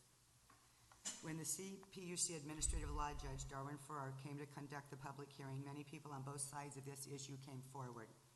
Judge Farrar continued his investigation by visiting the freight site and reviewing volumes of testimony provided by the applicants. In my opinion, Judge Farrar conducted his impartial research and after many, many months came up with his decision. I respect his decision. In addition, CPUC Commissioner Leanne Randolph gave her opinion, which also is appreciated. Both opinions were that open competition is viable and a majority of the council was successful in relaying the will of the residents. And now the dilemma and frustration begins. There is nothing in the decision requiring the landlord and holder of the state lands lease to open their doors to more than one freight provider. I would only hope the Santa Catalina Island Company would realize the importance of open competition for this community because the key to the door is in their hands. I also want to congratulate Curtin Maritime for being granted the Certificate of Public Convenience and Necessity. And I did learn today, I spoke to gentleman from the Attorney General's office that did an investigation a while back, and the dilemma that we have is that I believe in the people's hearts of hearts that open competition is what people like to see. I know it's become a sticky issue. However, at this point, there is really nothing, because in the decisions that were made, there is nothing that they put any teeth in to tell the island company that you need to work with more than one provider. And because of that, I don't know where the city can go from there. If they don't want to play ball, I don't know what the city of Avalon can do other than it is a victory. We have gotten this far in saying that the community wants open competition, but I am at a loss of where to go from here. Mayor, could I just respectfully say something that you're stating it as a decision's already been made, but these are proposed decisions, so we just better just clear that statement up. Thank you very much. So proposed decisions. I apologize. Thank you.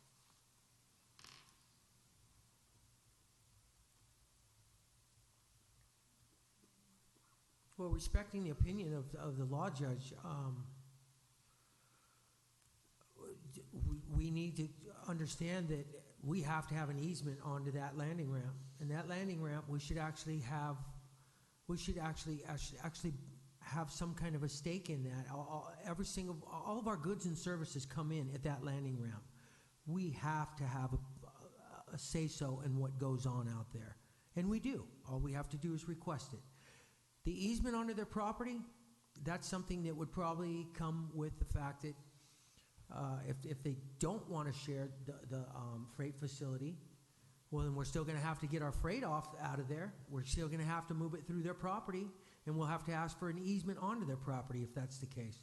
Hopefully, they'll come out and they'll be transparent about what their intentions are for all the freight companies involved, and they'll offer a solution. If not, we'll figure one out ourselves, even if we have to unload our freight at the mall or on wherever, on Pebbly Beach Road. We have a vested interest in the way this pans out right now. And the people of Avalon are relying on us to help with the solution to this. So we have to go to our stakeholders. We have to have whatever meetings we need to have, and we have to encourage a solution for all parties involved. From what I'm understanding right now, Curtin Maritime is the only one that actually has the certificate. Neither do. So, I mean, I want to respectfully disagree. I think the LJ's decision, proposed decision, continues in monopoly because there's only one carrier that's getting a certificate. The alternate decision proposal gives out three certificates, one to Avalon Freight, one to Curtin Maritime, and one to Catalina Freight. So it'll be The conditions are met. If the conditions are met, but right now, the conditions are not met. They have, 28 days from about a week and a half ago to meet the conditions? February 25th is when they have the hearing. And, I mean, it's... Okay, well, we've already had 6 months to meet the conditions. Okay, so we have another 28 days. And hopefully somebody will come up with some solutions as to what those conditions are that the judge had mandated. And they weren't met, obviously, or he would have issued the certificate of public convenience, conveyance. So some of this is out of our hands at this point. I mean, we can't make anybody do anything or be transparent and clear and out front and open so that, because the public utility is going to bat for the people of Avalon. That's what this is all about. So I encourage everybody to work together and find a solution so we do have some competition and so that we do have a place to store our freight, so we can get our freight from the landing ramp. And we should go to the Lands Commission and try to be the community that has a stake in that landing ramp. We should have a say-so in it. We should be a partner in that landing ramp. We should be able to go there anytime we want through that property to the landing ramp, get our freight, and get out of there. If they don't want us in there, or if they don't want the freight that's coming to the people of Avalon through Curtin Maritime, then we got to have a solution, and we have to encourage that and work towards that. Anybody want to speak that's sitting here? Boy, this is a quiet day.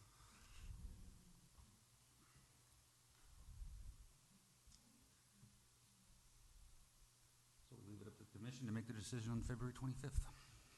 Would we like to write a letter to the commission? I don't want to. If I do, I want one that supports the 3 applications. I want to support whoever is recognized as somebody who's been transparent and has met all the rules, all the regulations, and all the standards that the Public Utilities Commission sets forward. I would go, to write a letter, I would write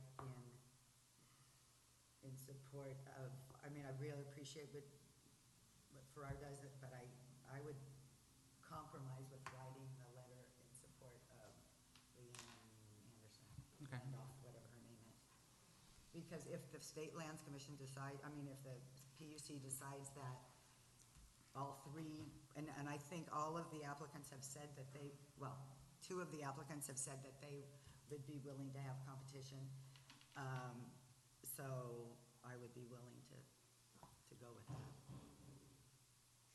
On behalf of the public, I'm going to ask that you then not send a letter because the judge has already indicated that there's not sufficient information forthcoming from Avalon Freight for them to make a determination as to whether the tariffs that they would be setting would be fair and based on an open understanding of the costs that are truly related to bringing freight to the island versus other costs of the businesses involved in that venture. As you said, the ALJ spent months poring over testimony, over financial documents, and from where we sit, I think that the most important thing is to seek reassurance from the island company that there is some plan so that whatever it is that the PUC decides, that we will have uninterrupted service from someone who has a certificate as required by law. But under the ALJ's proposal, the only certificate that will be there will be Curtin's, and Catalina Freight goes away, and Avalon Freight goes away, and the island company, we're trying to say the island company has to lease to Curtin. And then we have no competition. Well, the ALJ is not saying, I think Farrar is saying, based on the application that AFS has submitted as of now, that does not foreclose them from coming forward again. It's not like it's once you do it and then the doors are shut. But the primary problem for us is to make sure that there's ongoing service. And it's not Maritime Curtain who created this situation. It's a whole other number of players, but all of us, including the island company, need to have service that's being conducted by somebody who's required by law to have the certificate. And that doesn't also, you're discounting that Catalina Freight Lines has a current certificate, and they can certainly apply to renew it, which means that there would be 2 carriers and that there would be certainly then more competition than we have now.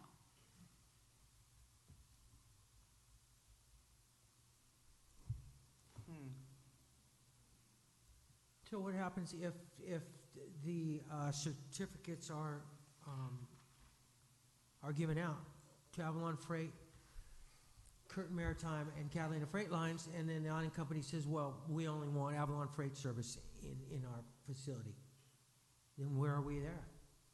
That is my frustration and dilemma, because when I talked to Judge Farrar today, they do not even touch that. They don't even talk about that issue.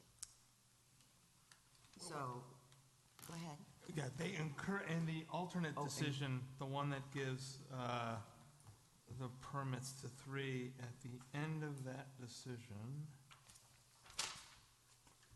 there's the statement that says that we encourage the island company and Curtin Maritime to enter into negotiations to allow Curtin Maritime the use of the landing facility.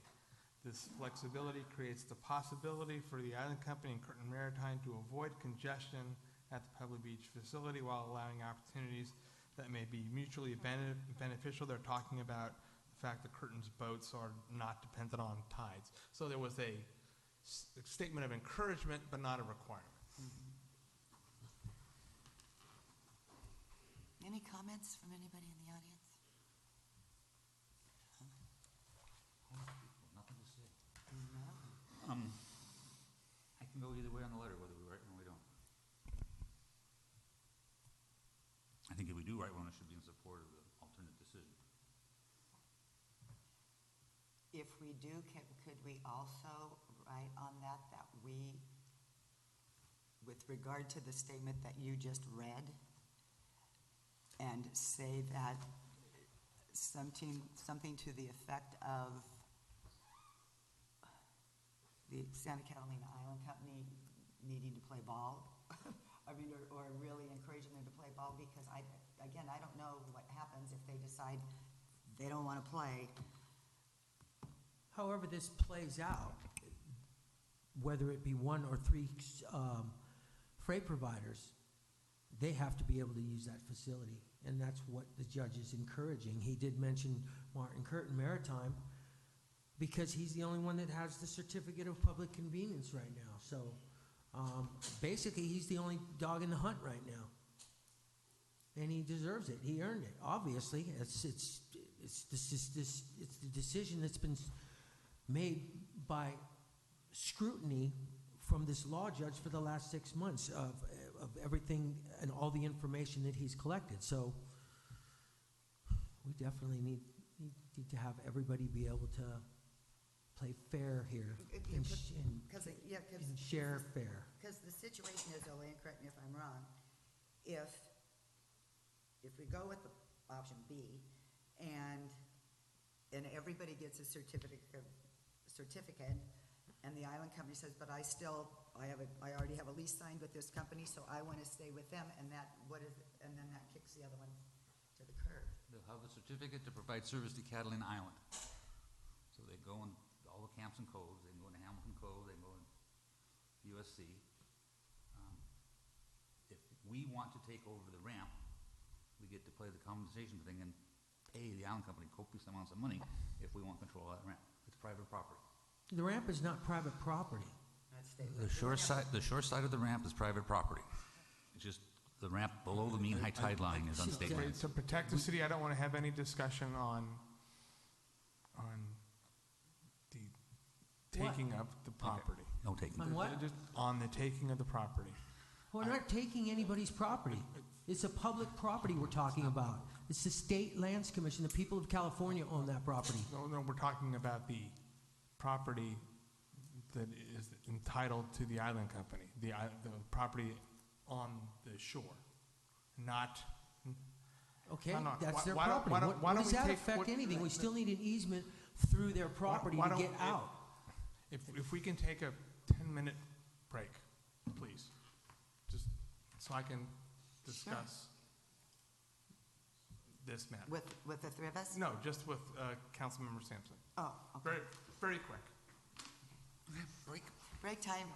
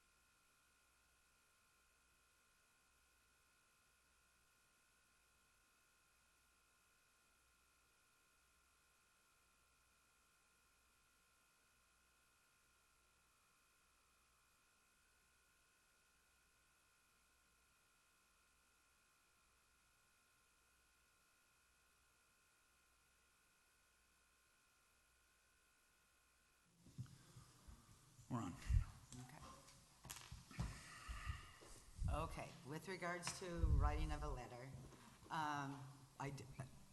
the other thing I do know, if we don't write a letter jointly or whatever, we can also write individual letters, Correct. correct? And I have another question, because when we get the information when we get all the information from the PUC, I am listed with party status and everybody else's information. What does that mean? Well, All the other council are There information. was a request earlier on that the council made that you be added as a party.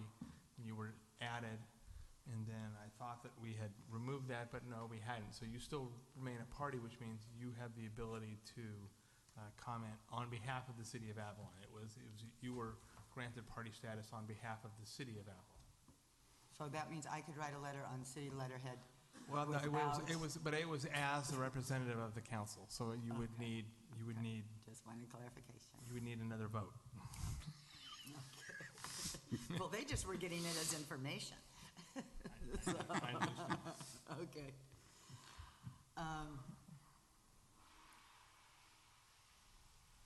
Council? Leave it. I can live with that. Okay. All right. All right, so no letter will be written. All right. Okay. It's taking money out of Scott's pocket. Stop that, Lee.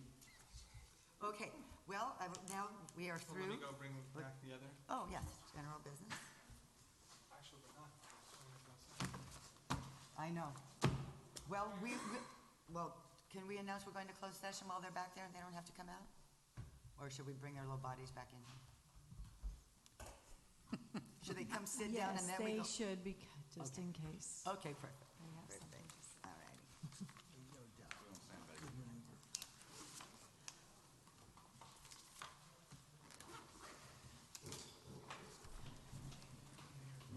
Now, sit down and then you're going to stand right back.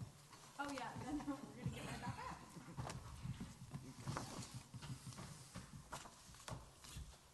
All right, Denise? Or Scott? We have some closed sessions. The first item that we're actually going to take out of order is conference with real property negotiators. This is on the 206 East Whitley. And then we have conference with legal counsel, anticipated litigation. We have two matters. One is a discussion of the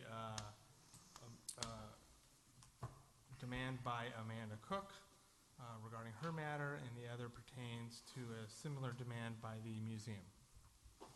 Okay. We'll see y'all in a little bit. Good night, Tony. Thank you.